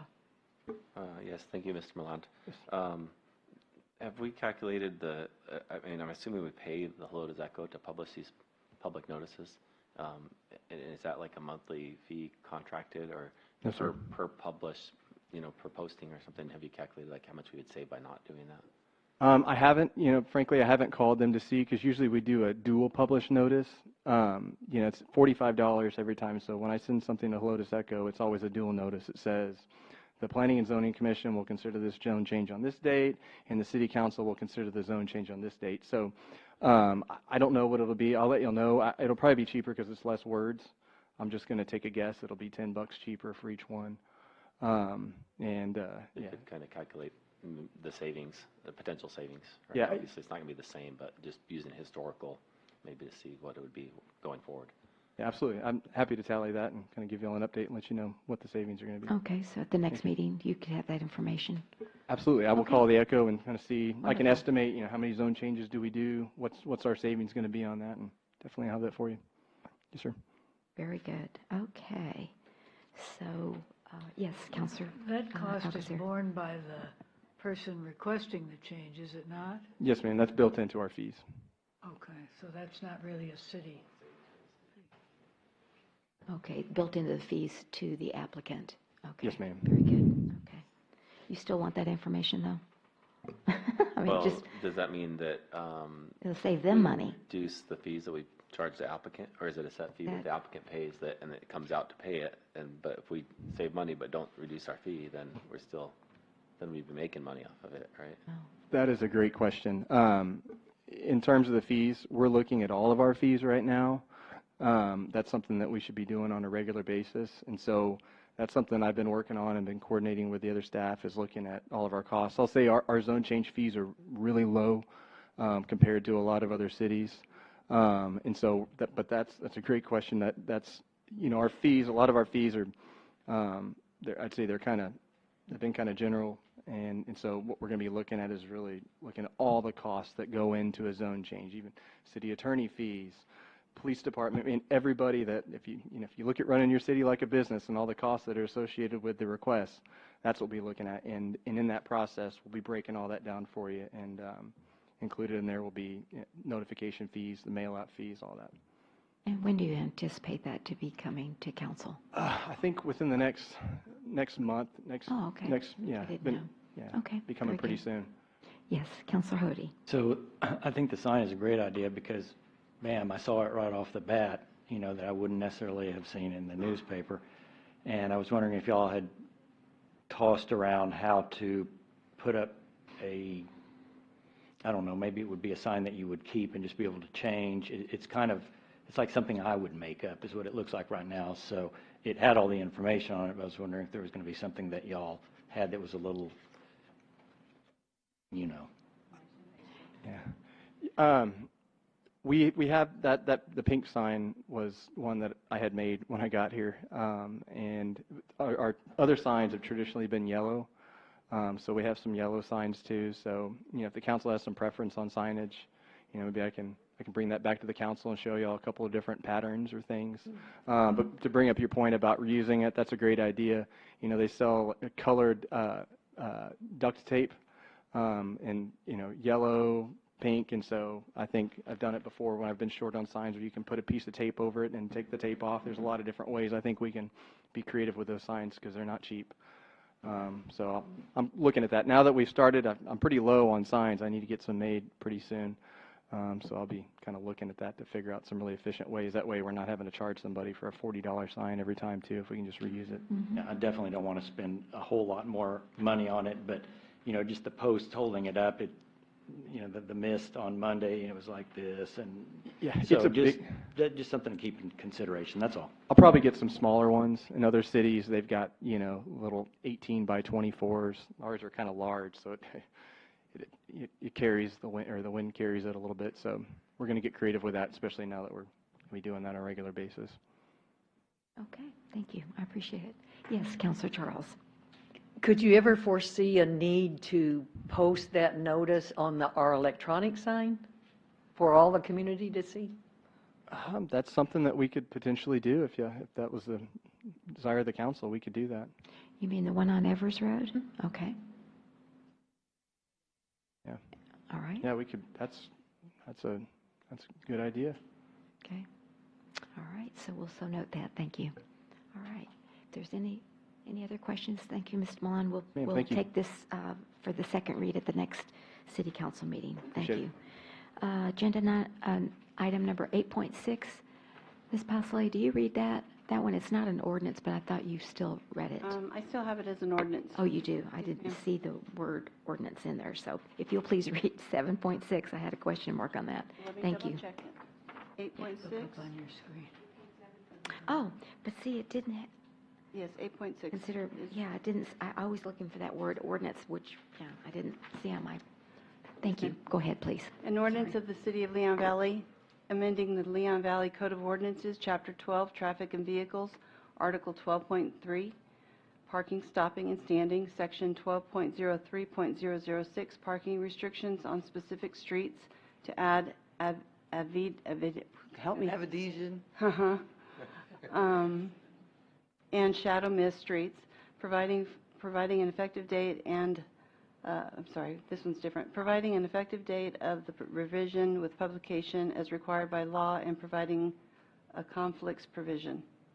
Oh, that's new. Yes, ma'am. Yeah. All righty. Thank you very much. Good evening, Ms. Moritz, and welcome. Good evening, Mayor and Okay. City Council. I'll fix that for the next one, make sure I put the word ordinance Oh, in well, there. that's okay. I'm just, I've got Sandra So, here. This is to consider approval of an ordinance that's going to amend our code of ordinances, specifically traffic and vehicles, to designate Shadow Mist from Grissom Road to a point about 100 foot south of Avedisian Street, and then all of Avedisian Street as no parking zones. Mm-hmm. The property owners and residents of the Shadow Mist subdivision have voiced concerns about vehicles parking along both sides of the streets and are requesting that those portions be designated as no parking. The concern is that on-street parking impedes vision, causing unsafe traffic conditions as the residents drive in and out of their subdivision. I consulted with the police, fire, and our city engineer, and they have no objection to this request, particularly for Avedisian because it's such a short street. There really should not be parking on that street. The city signed a Rule 11 agreement with the soccer person, which states that they will not park on this side of the street, but it's hard to rein in your guests, and so they would have to be standing out there all the time. And so here's a picture of the property. Which one on this is the point? And so here you can see Shadow Mist at Grissom. Here's Striggers Elementary over here. And so if you turn down, they start parking right in here. And then see how short Avedisian is? They'll park up and down that, and it's extremely difficult to get around that corner. More so for the firemen, too. And then it would stop about right here. Just to be clear, that's the entrance into the Shadow Mist, And the right? only entrance And the into only that. entrance, right. There is no Okay. other way in Very or good. out of that subdivision. Right. The cost for purchasing and installing the signs is about $75 each. We'll need to purchase 26 of them, so you're looking at around $2,000. The money can be taken from existing funds in the red light camera fund. Sorry, Chief. The residents of the subdivision are requesting this assistance. We looked to see what kind of calls we did get, and there was like 21 total, but I looked at what those calls were, so it looked like there's about 7 police calls just in this past year to that intersection. We recommend that we approve the ordinance making this change. Okay. Do you have any questions? Very good. All right. So let me ask our guests and residents here this evening if you have any questions on this particular ordinance with the no parking. Yes. Mr. Riddle, good evening and welcome. Yes, Philip Riddle, Rusofi. As far as the soccer field goes, do they have a? I'm not acquainted with that area, but do they have parking within the soccer field property where they wouldn't need to park on the street? Right. I'll ask Melinda to address that. They're getting there. Yeah. Eventually, they will get there. In addition to that, too, we'll be building a parking lot across the street, and we have an agreement with them that says we'll allow them to park in that parking area, too. But right now, it's just this little cluster nightmare. So. Okay, very good. Good question. Anyone else? All right. So let me ask, well, Ms. Charles, this is your neighborhood, so why don't you go first? I'm only asking this question because I know it was brought up before, that they not be allowed to park on the subdivision side of Shadow Mist. So is that still in consideration even beyond the Avedisian entrance? We've made it to where it's about 100 foot south of that, just so that you do have clearance and vision. I'm just asking, is that still a consideration? Because it's the people whose backyards back up to Shadow Mist, and they sit on their patio. They didn't want anybody on the Shadow Mist or the subdivision side of Shadow Mist. Yes, and that's why we made it 100 foot past, so that you can now sit out there on your patio and you won't see the cars right there. So it'll include all of the homes? Go back to the picture. All of the homes? I just want to be sure. I think that's what you're asking. No, I was thinking all the way All down the way Shadow down. Mist to the end of Oh, the from here subdivision. down. We had put it to here. We could certainly move it all the way down. No, we don't mind across the street on Shadow Mist, but Yeah, not yeah. behind the subdivision. We could certainly move that to be all the way down to where the parking area will be, if that's what you request. That's what the neighbors requested. Their neighbors request. And if I might add, please, the problem comes in when they're having the big games and you got people parked on both sides. And that's why having one side free actually makes it safer for all the people involved. And that's actually what the agreement, and I think in the Rule 11 agreement, that they wouldn't park on that side at all. But they can't enforce it without some no parking signs. Correct. You might have to add more. I mean, you might have to order more. A whole bunch more. So you can have that number for us for next time? Okay, very good. Yes, Counselor Alcacer? Well, what difference does it make then if they're parked on the other side? They're still going to see cars, but it seemed to me okay for them to park. And how far down toward Grissom can they park? So it wasn't really meant that they wouldn't see cars. It was meant as a safety issue. That's why I added that. Well, I understand that, but I'm just saying even they'll still see cars on the Yes, other correct, side. correct. It's not about that. It's about the safety of having both sides, cars on both sides, and traffic still trying to come through the middle. Well, That's for the the, problem. excuse me, I'm sorry. For our neighbors, it was the fact that the cars parked right up at their backyards. They're in their cars, it's more noisy, and they leave their trash there. This part right here, when those people are sitting in their backyard, right, they're parking right up against this side, and they're walking back and forth to get across to that soccer field, and so they're apparently having some privacy issues. Right. Okay. Okay, so they will be able to park on the other side all the way down to Grissom? Yes. Why not? What we were planning on doing was stopping parking on both sides of Shadow Mist from Grissom Road down to 100 foot south of Avedisian. And so they would not be allowed to park on the other side. Okay, so I didn't With this understand change, that. it would move this barrier down to here, but it would allow them to park on the soccer field side of Shadow Mist. Okay, so you think you need 26 signs?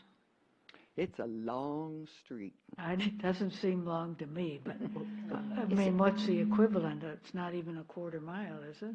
You're supposed to place the signs to where you see one and you're driving past, you don't get too far before you see one. Okay, I see. Okay. All right. Yes, Counselor. I just wanted to clarify something, because from Avedisian, the entrance to Shadow Mist subdivision, to Grissom, there's also that large boulevard in the middle, and on the other side is the apartment complex. So this is better to leave that like you have planned. Yes, No there parking. is a big, wide median right here. I don't know if you could see it, with trees planted in the middle of it. And so it reduces the width of this lane here and the width of the lane on the other side. Okay, all right. Anything else? All right, so you'll just come back with a re-estimate of how many more signs we need for the no parking all the way down to the... Yes, ma'am. The big parking lot that's going to go into the Shadow Mist Park. Okay, thank you. All right, then Ms. Moritz, I think you're for the next one as well. 8.7, Ms. Postley, if you'll please read that. An ordinance approving a budget adjustment in the amount of $54,700 from the Stormwater Fund balance to purchase materials to construct a parking lot at Shadow Mist Park located at 5487 Shadow Mist Drive, providing for repealer, severability, and savings clauses, and providing for an effective date. Okay, thank you. And this is the parking lot we were Yes. talking about, where we will actually have them park. And this is to consider approval of an ordinance for a budget adjustment in the amount of $54,700 from the Stormwater Fund balance to supply the remaining materials for the construction of the Shadow Mist parking lot. And this one has quite a background because we are waiting on the LC-17 project to be completed because they're storing their dirt on our lot. And so I don't know if you remember last year I came back and asked for $100,000. We went out and purchased the pavers for this project, but we stopped, waited, and didn't buy any more materials because they kept having rain delays and engineering delays and everything else. And so we bought the pavers and we're storing the pavers on the lot. And so they've now told me, cross your fingers, whatever it takes, they expect to be through with their project in March. I still don't believe it. But Now, that's the LC-17 Yes. that's going to be finished, right? Okay. And so once they get closer to the finish of their project, all the dirt that they've been storing on that lot will be moved out, and then they'll start work on the construction of our parking lot. And so I want to be sure that I have the money in the budget just in case it really does happen. If it doesn't happen and they get pushed out more, if something catastrophic happens, then we'll come back next year and do the same process again. The funds just go right back into the fund balance. And this is the proposed parking layout. It's 126 spaces. It's pavers here so that it helps out with our stormwater best management practices. And this will be an asphalt drive coming in. There's a drainage swale that comes down from the back of these lots that are in Shadow Mist subdivision. And then this is a little catch basin area here, and then it goes straight into the city of San Antonio. And so here's your fiscal impact. The engineering was already performed. The construction is to be done by the contractor. The total amount for what we had budgeted last year for the pavers, aggregate, all that stuff was $100,000. The sidewalk's already funded. So the total project cost to the city is about $139,491. Last year we did the budget adjustment for $100,000. I only spent $45,300. So there's $54,700 in unspent funds, and that's what I'm requesting. Okay. And so we recommend approval of the ordinance, helping us with this budget adjustment so that we can eventually get this parking lot completed. Okay, very good. Thank you. All right, so we're opening it up then for questions for our citizens and guests on this particular agenda item on the parking lot at the end of Shadow Mist. Yes. Good evening and welcome. Josh Stevens. I was just wondering, because I know the fields are over there, and I had driven over the other day, and I know there's a parking lot that I guess is the city of San Antonio's that has about 20 spots.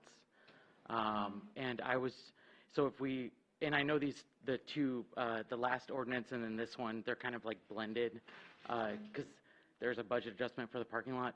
But it seems like if cars are prohibited from parking along the street before the completion of this parking lot, then it might be a problem for the cars that, for the kids and stuff that are going to the fields.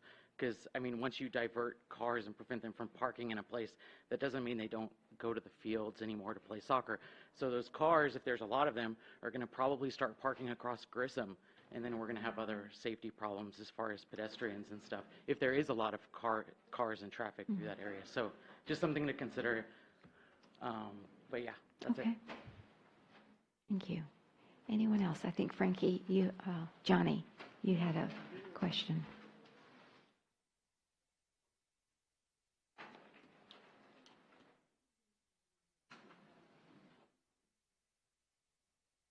Good evening and welcome. I'm Penelope Pinhead. No. How often do they have the games? I mean, does the traffic really bother them? We all have backyard fences, and people are behind our fences all the time. They're going to be having games, and they need a place to park until it's through being parked. I think let them. I live on a wide street. People park on each side of the street. And if cars have to go down, people are usually more careful most of the time. But if they're going, they have to be able to park somewhere. And until the parking lot's done, I'd say just leave it alone. If you have to put a little bit of red curb next to the corner because it is dangerous pulling out if you can't see. Red curb would be fine. It doesn't cost as much as a bunch of signs. Okay, thank you for those comments. Ms. Charles, I'll defer to you, but my understanding is that they play every single night. There's practice Yeah. and games. Usually the larger games are on weekends, but there's practice all week. Right. Yeah, they do. The kids usually get dropped off. Right, or do they bring in a bus? I thought maybe Sometimes they were drop, doing the but most of bus. the time the parents drop them off and then they come back and pick them up. Okay. Wait a minute, I'm not going to get her. It's when they have games. I need, if you have another comment, we'll have to put it on the record, so that's very important. Thank you. Also, this is about the budget adjustment Yes, and yeah. not the parking. Exactly. It's a little bit different, but to answer your question, there's a difference between 1 and 2 people parking on the road and hundreds of cars. And we've had 100 cars out there sometimes, and it's blocking up everything. So it's not as simple as just somebody parking on front of your house. It's not that simple. Okay. Melinda, you've already purchased pavers with the first. Yes, ma'am. And so this would be, the balance would be additional pavers, and so that's going to make it. No, ma'am, this No? is for the rest of the construction materials. So the aggregate, the asphalt, the concrete for the You concrete have enough swale. pavers already for Yes, all of it. ma'am, they're And all already there. those are, it's going to allow the water to go through, Our right? permeable Because it's pavers, yes, ma'am. permeable pavers, that's good. And then what is the fund balance after the council approves this? What would be our fund balance in the stormwater? I'll have to ask Vicki. Okay, and let you so know. at the next meeting, all right. Yes, Counselor? I just wanted to ask, since this is abutting those residents back also, is there a possibility of adding trees along their fence line? Sure, there's going to be a space actually between their back fences and the parking lot itself, this space right in here.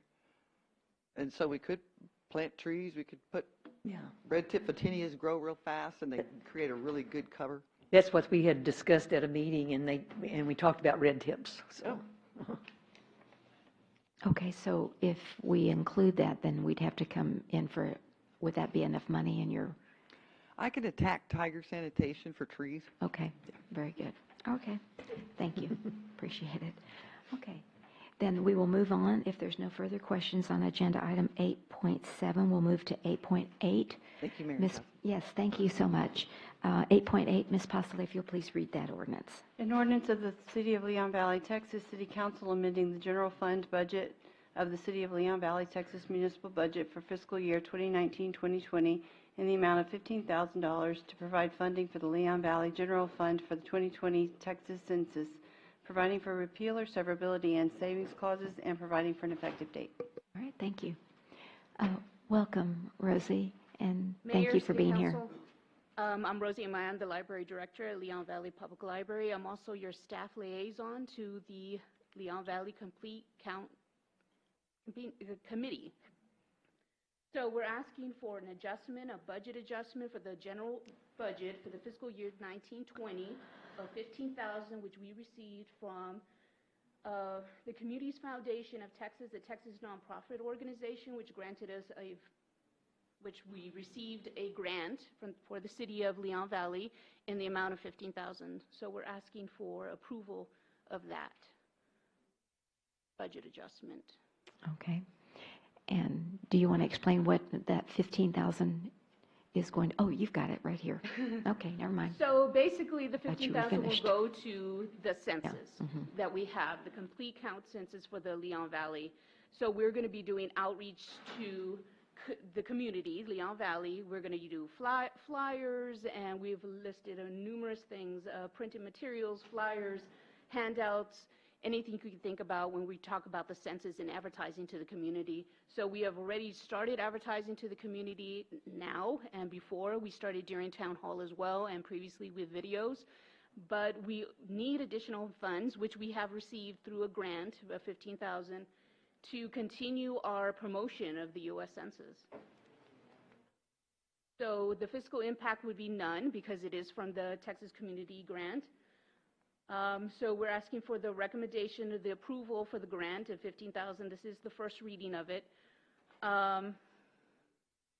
So your C statements, the correct federal dollars that would go for health, education, the census affects everything that we do. So depending on how many people fill out the census, that determines federal funding later for the city. So we're really trying to push everybody to complete the census, and so we're recommending that for the approval of $15,000 from the grant.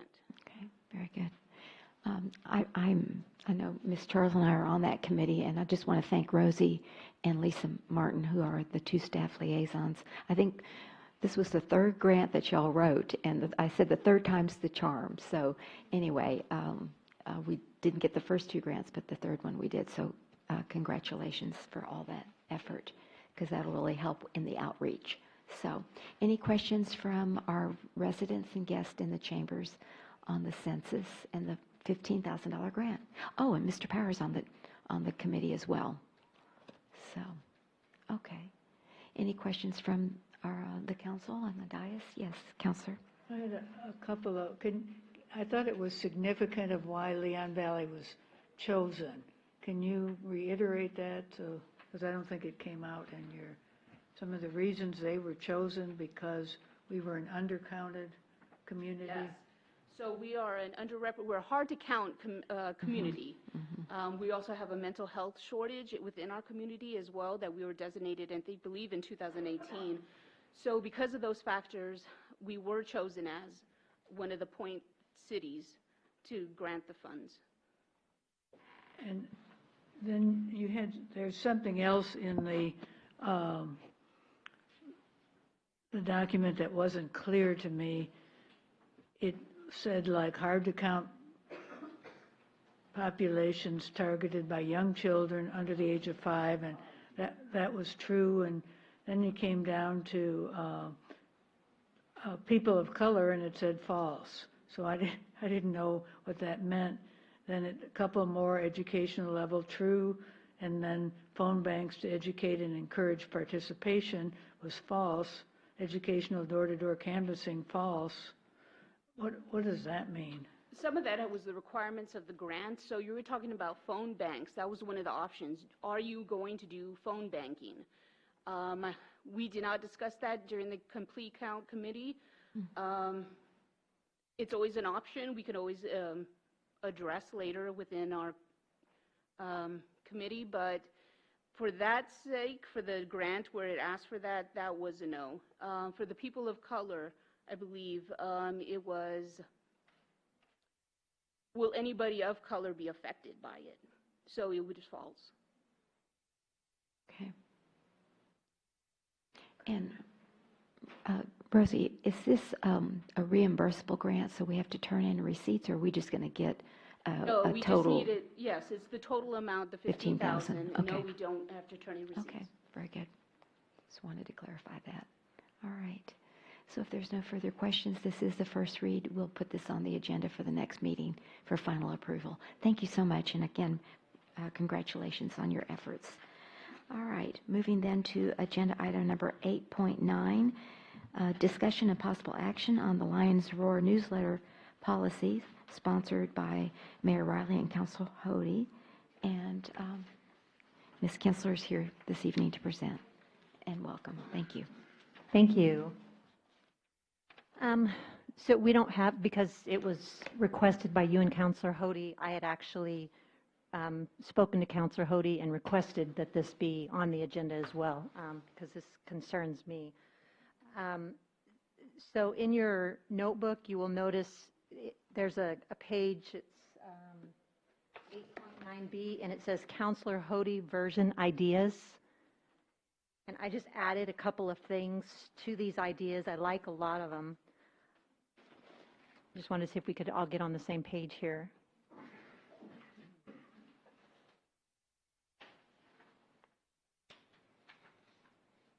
So the first idea was overall the newsletter content must be informative and educational. It should not give the appearance of being negative or self-promotional.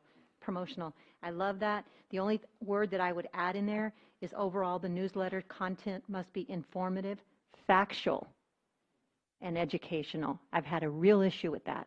And then I have to go back and check with directors and come back and correct it. And so we need facts in there.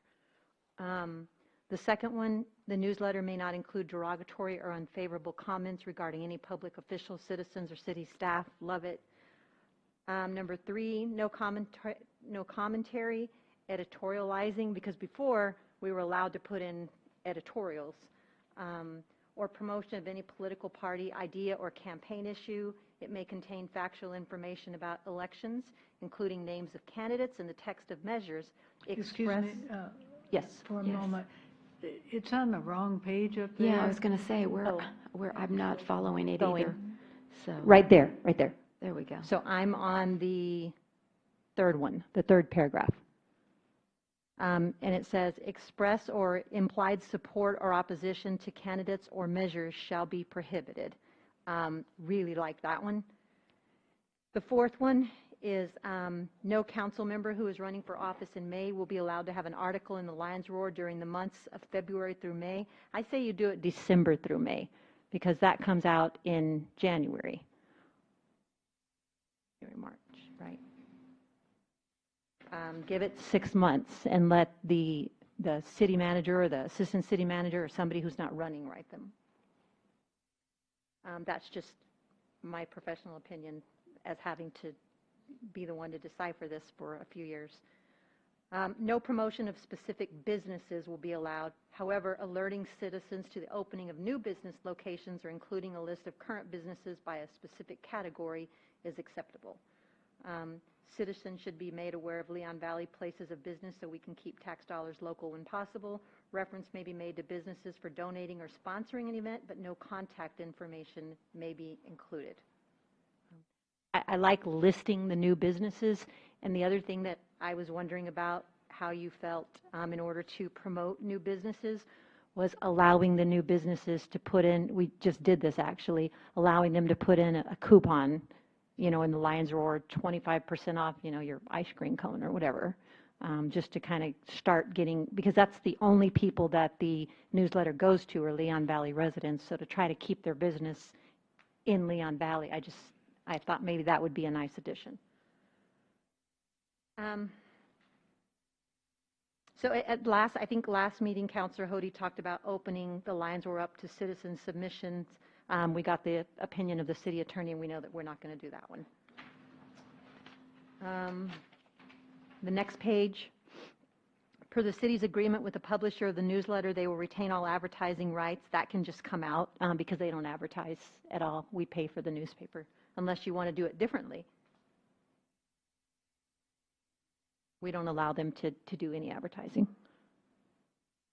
Contribution to the newsletter may be submitted by the mayor, city councilors, and Leon Valley staff members as long as the content only pertains to, and I just cross it out and put city business. And then I don't know if you wanted to keep the contribution word count is really hard because especially I have issues with that, like with the mayors in particular, in that I have to go back, send her articles to the directors. They change the language because it's not quite accurate, and then it messes up the word count. So I just stopped. I would rather the article be factually correct than go, oh my goodness, I've got to chop out 15 words out of this now because it's not factually correct. And I know the mayor wants her to be correct as well. And so, you know, I do want a word count limit, but I would also like us to be flexible because sometimes, and I'm going to keep referring to you, Mayor, just because you're the one that usually writes, but I just stopped counting because it was, you know, I would be the one that would expand it, or Vicki would, or Melinda would, or something, and so it wasn't your fault that we were expanding it. We were just trying to make it factually correct for you. So maybe just some wiggle room in there. An author's byline shall be noted for each article contributed, like that a lot. All newsletter submissions must be turned in, this is important, by the close of business bi-monthly on the first Monday of each odd-numbered month via electronic media to the, actually would be to Lisa, I'll get her position in there, administrative assistant. Yeah, designated staff, because that might change. That's a better idea. Thank you. Because the newsletter should be delivered up to date, news to citizens in a timely manner. Content submitted after this time will be considered only for the next Lions Roar. This one is really important. We've gone a week, 2 weeks waiting for an article, and it does push the information back. And then you have the general public come up here and they're upset because they've missed something. And so I think that if you can't get it in by the deadline, we just can't do it. We just can't publish it. It's hard enough as it is because it goes out bulk mail. So the mail, you've heard, I've heard, I think it was maybe Councilor Bradshaw said at one point, oh, I got mine, and somebody else, Councilor Alcacer, I think, well, I got mine, you guys like 2 weeks later or something. There was a really, large difference in the time that they actually received their cards. So anytime you do bulk mail, that's last priority because it's cheap. And so if we could get those things in on time, we could probably help that issue a little bit. The bottom there, it says newsletter submissions are to be looked over and agreed upon by the city manager. I put and the assistant city manager or and the, I was going to say city secretary, but I don't think she needs anything else on her plate. We don't have an IT specialist. And my issue with the librarian is the librarian is not in the know. She knows a lot about the library and a lot about what's going on over there, but the full versions of the articles, she doesn't know if they're factually correct or not. And so her or any other librarian. So I think it needs to be somebody that's, over a lot of departments. If a consensus to the appropriateness of the articles is not reached, either leave those out or come to City Council for a final decision, which I'm fine with. It's just that it'll have to go into the next Lions Roar, which is okay with me. Article editing may be necessary due to length, non-factual information, or other guidelines not adhered to, and the Leon Valley staff members would agree to that. And then it says respectfully submitted by Mayor Chris Riley and Councilor Matthew Hody. So I'm, as the one who's had to do this and been put in the middle of things for so long, I really appreciate this and like these. And those would just be my couple of suggestions that you would change. And I thank you both for putting the time in to do this. Okay, thank you. All right, so with that said, let's open it up to our citizens and visitors in the chambers. If you have any questions or comments on this draft document, plus the city manager's suggestions for improvement. Yes, Mr. Bowl.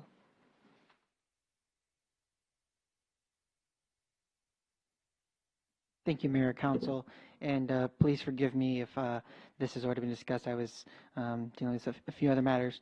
I know that the greatest concern and mentioned by Kelly here was time of receiving the Lions Roar at all, and so I wanted to know if there was a specific practice that's been proposed in terms of garnering the necessary addresses and making sure that people get the Lions Roar within a timely manner.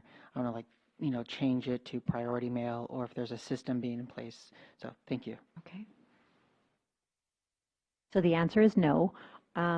We've only done it express mail, or no, what's it called? Bulk mail. Bulk mail, sorry, bulk mail, because it is outrageously expensive to do it the other way. And so in order to get it out, that's the reason we do it. But honestly, sometimes we're not getting articles on time. And so, that's one of the problems. Okay. Yes, Mr. Bauer, good evening. Good evening, Drew Power, Canterfield. In the spirit of non-bias, but also keeping with business friendly, would be the listing of the new businesses be incorporated with a list of the existing type businesses? For example, we'd like to welcome ABC Cleaners to the neighborhood, and they join X, Y, and Z Cleaners as well. The other thing is, by allowing one business to enter coupons into the Lions Roar, I think would give an unfair advantage to business and may possibly jade the other businesses that can't put a coupon in there. Just a thought. Okay. And I'm assuming those businesses are charged for that coupon? That's really a policy I was decision. just- I I'm don't just know. trying to get people to frequent Leon Valley businesses. That's what I care about. I know that Mr. Ruth and Eduardo, when they were next door, and he was just brand new, the Leon Valley Cafe, he put in a coupon at the Lions Roar, and that really boosted his business.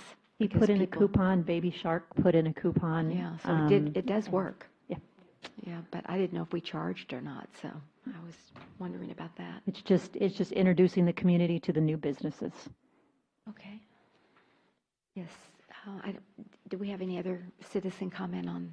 Thank you, Mr. Power, and thank you, Mr. Bowl, for those comments. All right, seeing none, then let me go to the counselors. Yes, Counselor Charles. Ms. Kinsler, at the last time we discussed this, it was suggested by one of the citizens that instead of counting words, that we try to limit the article to one page. So maybe that could be the aim, and if sometimes it has to go over, it does, you know. I'm for that. I think that's fine. Your article was one that was interesting, and it had nothing to do with you. It was well written, but they put it in 3 little lines, and so it really looked out of sorts. And so we're going to watch for that. You from did now edit on. mine. Yes. Yeah. Okay, all right, that's all right. And then on the last paragraph, Also maybe if changed you- yours, I believe. Maybe if you consider adding a director as one of the reviewers, whoever, you know, if they are familiar with the topic that's being written about. Mayor, Counselor Charles, that's exactly what I do. Yeah, I thought you did. That's what I do already. And then, what was the other one? I don't know, I'll think about it now. Okay. Okay. Okay. Anyone else? Yes, Counselor Bradshaw. So the Lions Roar is currently sent out with bulk mail, is that correct? And I've heard, and I don't have any way to prove it, but that people in apartments don't get the Lions Roar?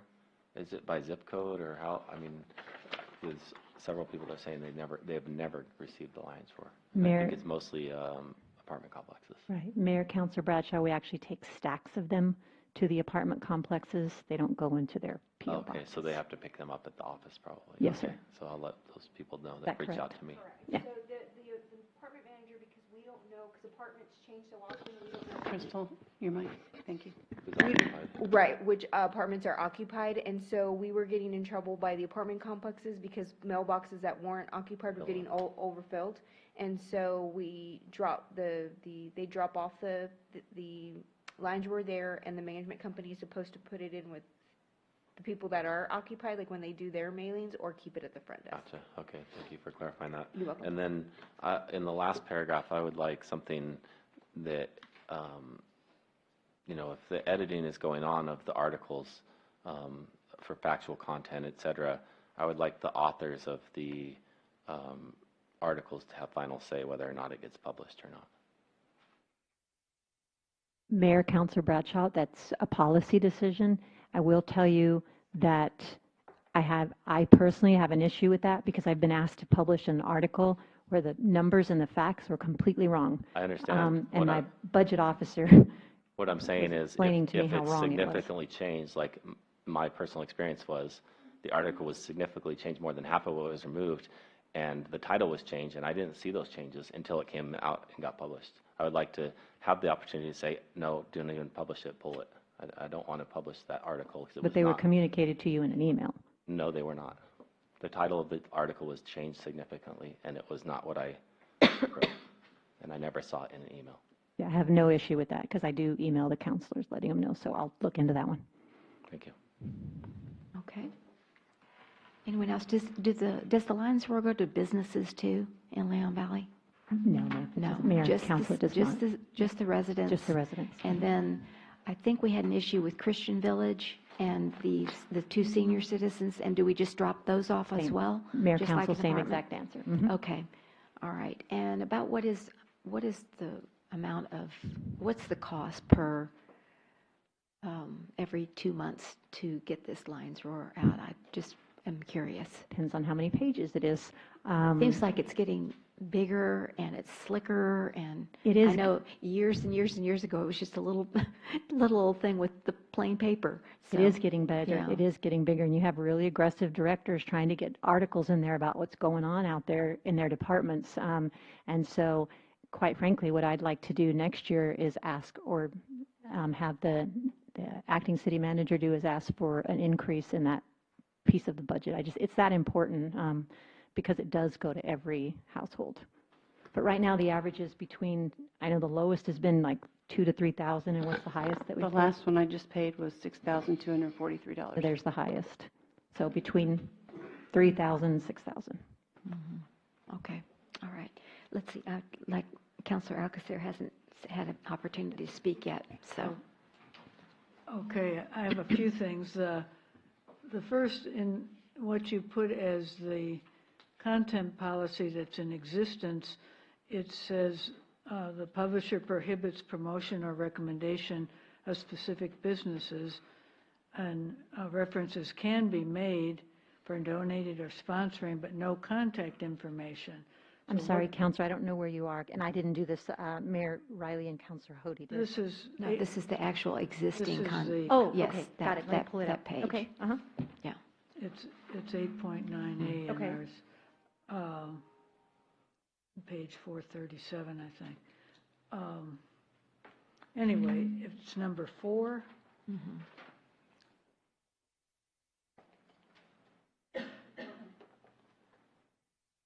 Are you talking about the number 9, the photographs one? no, I'm Number talking 4. 4. Oh, okay.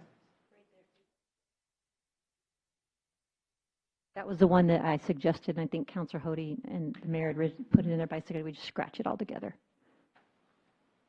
Okay, but it says according to the publisher, is that us, the publisher, or is it the, The publisher is who we contract with to publish the but if newsletter. they say you can't do it, that's what I'm saying. That's why we get rid of that language, I believe. So they accept that? They're fine with it. Yes, absolutely. Okay, well, They I haven't didn't- done that, and I don't know, they must have advertised sometime back. They must have gotten paid Not this advertisement. publisher, two publishers. So this policy's been around for quite some time, and that's why IT specialist is in there, and it's come back for revisions a couple of times. But our publisher hasn't advertised, gosh, 2 publishers ago before Swirl are the ones that would advertise in the paper, or would advertise and they would cover the cost of the Lions Roar. We've done that before, but then the advertisements got overbearing and there was more advertisements than there were Leon Valley articles, and so then the council switched it just to paying for the Lions Roar.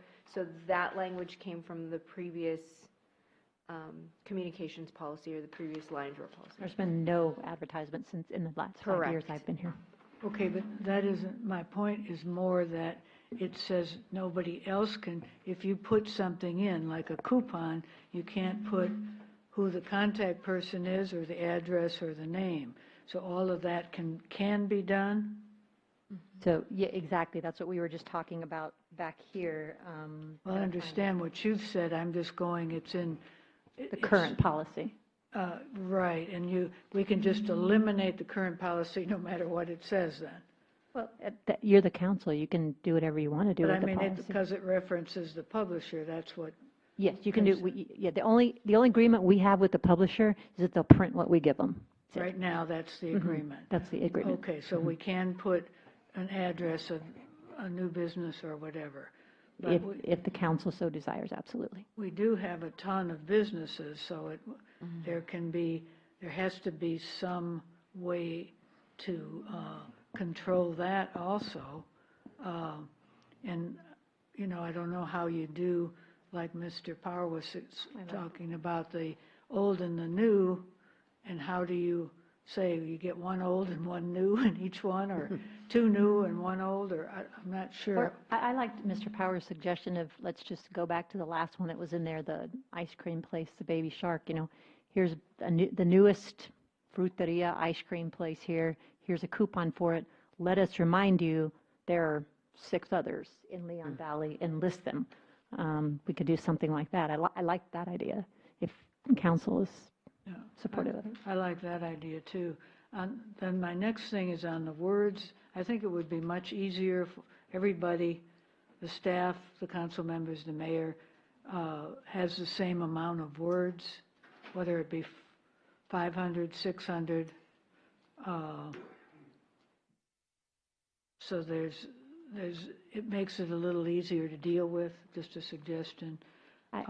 I don't have an issue with whatever word count you want. I just ask that you give flexibility with that, because sometimes there's more that needs to be said. And so I find it difficult keeping It it is to hard. 1,000 words sometimes because there's a lot going on. So, and I've always allowed the extra words in. I just always have. Okay, and I guess the problem with the 6 months, it would have to be the person, because a lot of times you don't know don't know 6 who's months in running. advance Oh, that's true. if you're going to run or not. So I don't know, maybe 4 months or the. Okay. I think 4 So months. just keep it February through May? Okay. I'd like to suggest, on the team that reviews for the content and accuracy and everything, I would like to specifically include either Crystal and/or Melinda, only because they have the most institutional knowledge in Leon Valley. I'm all for that. I agree 100%. That's what I would like to suggest. So, And so you want to do name it by position, we'll just name the assistant city manager or the public works director, whichever I one. don't know. And I'd I don't think- almost go with Melinda, just because she loves to write and she has so much institutional knowledge. Yeah. That's up to you all, but I think that's a great choice. Okay. Councilor Charles, did you have something Well, else? we already hear that you already share the articles with the directors. I do. So For that's just. factual yeah. correctness, I always do. Yeah. Yeah, I agree, it should be someone who writes well, because we have people who do not write well. Moi. Okay. Mr. And, Hogan? and we were talking, Councilor Alcacer, about not having word count, but trying to limit it to a page or a page and a half or whatever. But sometimes depending upon the content of the article, you can't remove any or cut it out. So like the mayor writes about a subject, it probably should all be put in there if it's the content that would drive it. Yeah, I would just ask that there be flexibility there, because I do think that you jeopardize the integrity of that newsletter when you chop her off at 1,000 words and she's not finished, and you're sitting there looking to try to slice words. It gets hard. Oh, my other question was, had we ever considered doing a survey to see how many people actually read the Lion's Roar? We just did, in a town hall meeting, how people preferred to get their information, and didn't the Lions Roar come out number 1? Yeah. But how many were that? Yeah, 100. I mean, Okay. not even 100, yeah. But you extrapolate from that. You always do.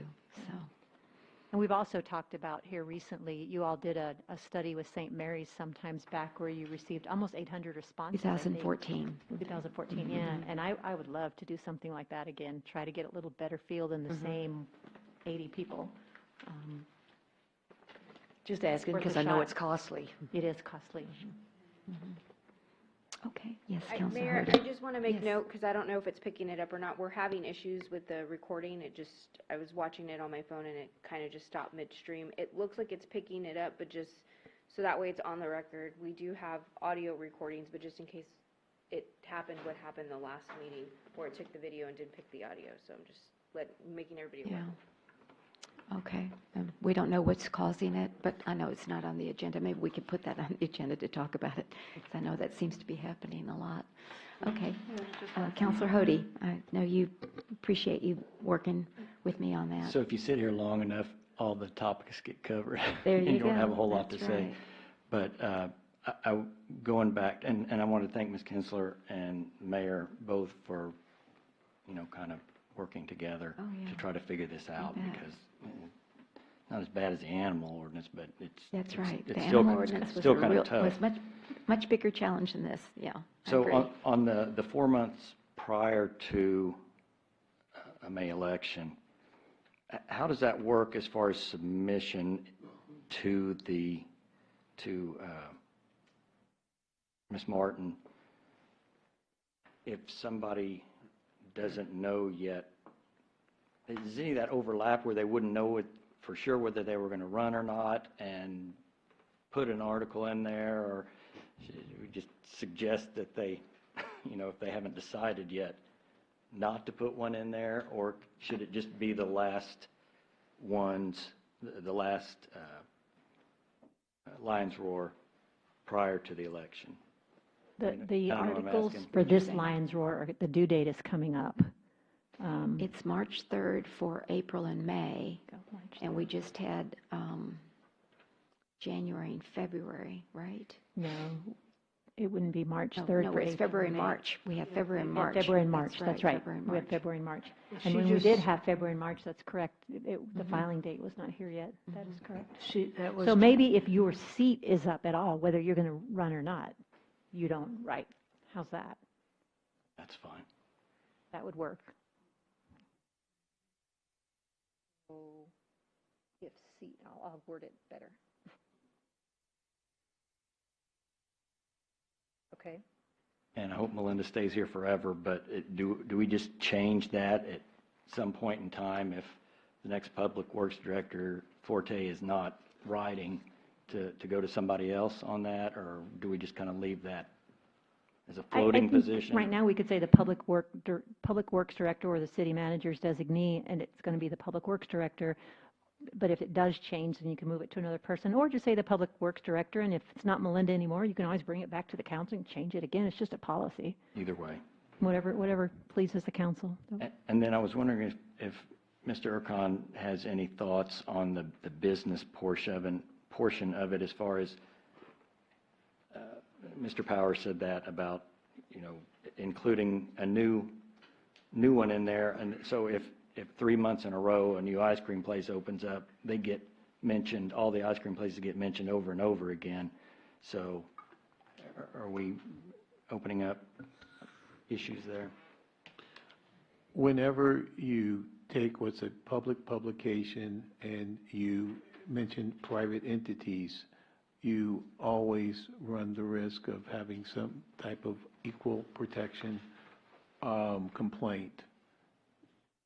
So what about, Mr. Urquhart, if we just listed all of the new issued certificates of occupancy that were businesses? That way nobody got left out. If you do that in the context of a public information, that would probably be acceptable. Okay. I just really want to make sure No that coupons. we take advantage of the Lions Roar the best that we can to mention the businesses in town so that people will, Frequent them. yes. That's right. Well, I have a question.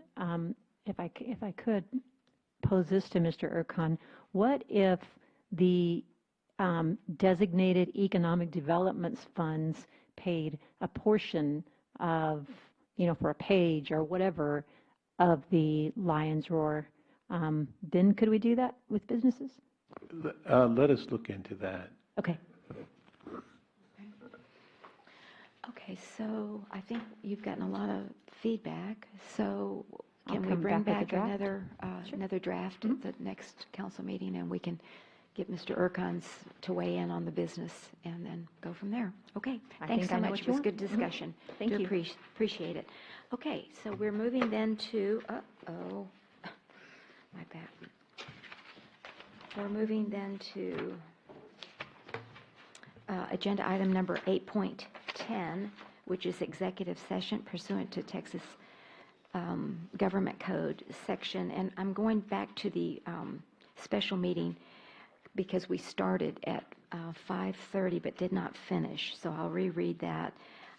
Section 551.074, entitled Consultation with Attorney, received legal advice from the city attorney on a matter. The Texas disciplinary rules of professional conduct require confidentiality, to wit, an employment separation agreement with city manager Kelly Kinsler, and 2B, pursuant to Texas Government Code 551.074, entitled Consultation with Attorney, City Council shall convene an executive session to receive legal advice from the city attorney on contemplated litigation and a matter the Texas Disciplinary Rules of Professional Conduct require confidentiality related to ordinance number 2019-11 and an agreement with CEIS LLC for the placement of gateway signs along Bandera Road. So at this time, at 8:45, we will move into executive session. Thank you.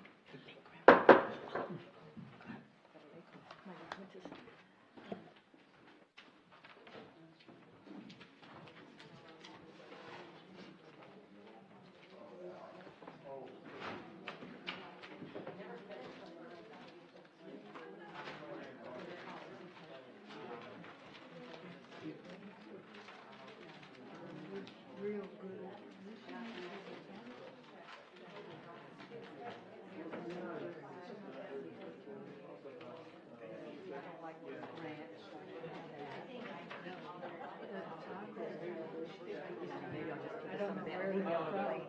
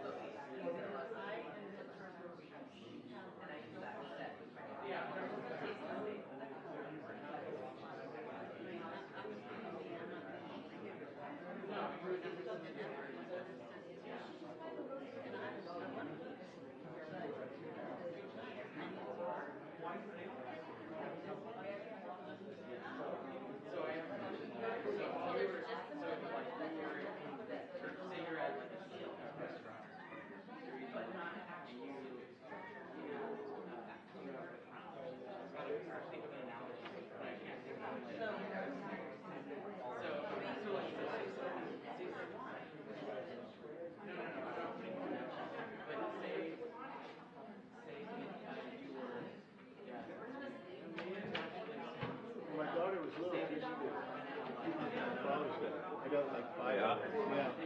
Since you got 10 or 11, that was not cool anymore. It's still cool to you. Yeah, still cool to me. I was like,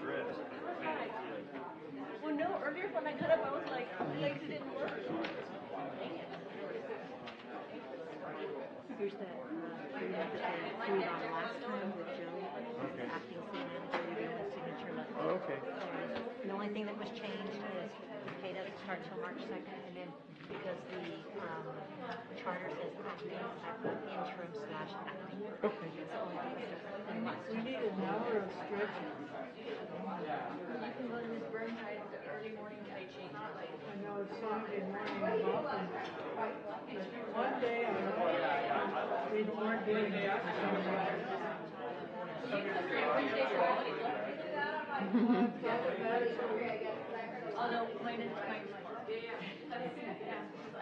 Okay, if everybody can take their seats, please. We're back from executive session. And Mr. Habib, do I reconvene here, or do citizens be heard? Oh, you go ahead and reconvene and Okay. say no action All was right, taken. very good. Reconvene into regular session, and no action has been taken on either one of the executive session issues that I read. And it is approximately 9:42 p.m. And before we adjourn, we want to hear from the citizens. If anyone from the chambers would like to speak, please come forward and state your name and where you live. Thank you. Again, Mayor Council, my name is Evan Bowl from Forest Oaks neighborhood. Before this meeting ends, in reference to my earlier presentation, with regard to the Home Rule Charter Section 3.04, as it reads, the City Council shall be the sole judge of the election and whether the qualifications set herein and by law have been met by its members and of the grounds for forfeiture of their offices. By this statement, I move to request that either the city mayor, 2 council members, or the manager, or any designee to add to the next meeting agenda the discussion and action to remove Benny Martinez from the election ballot as presented earlier. Okay, thank you.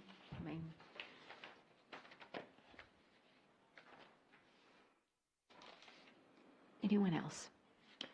I have a point of clarification. Sandra just corrected me on something. She said I made a statement and I turned my head away for the rest of it.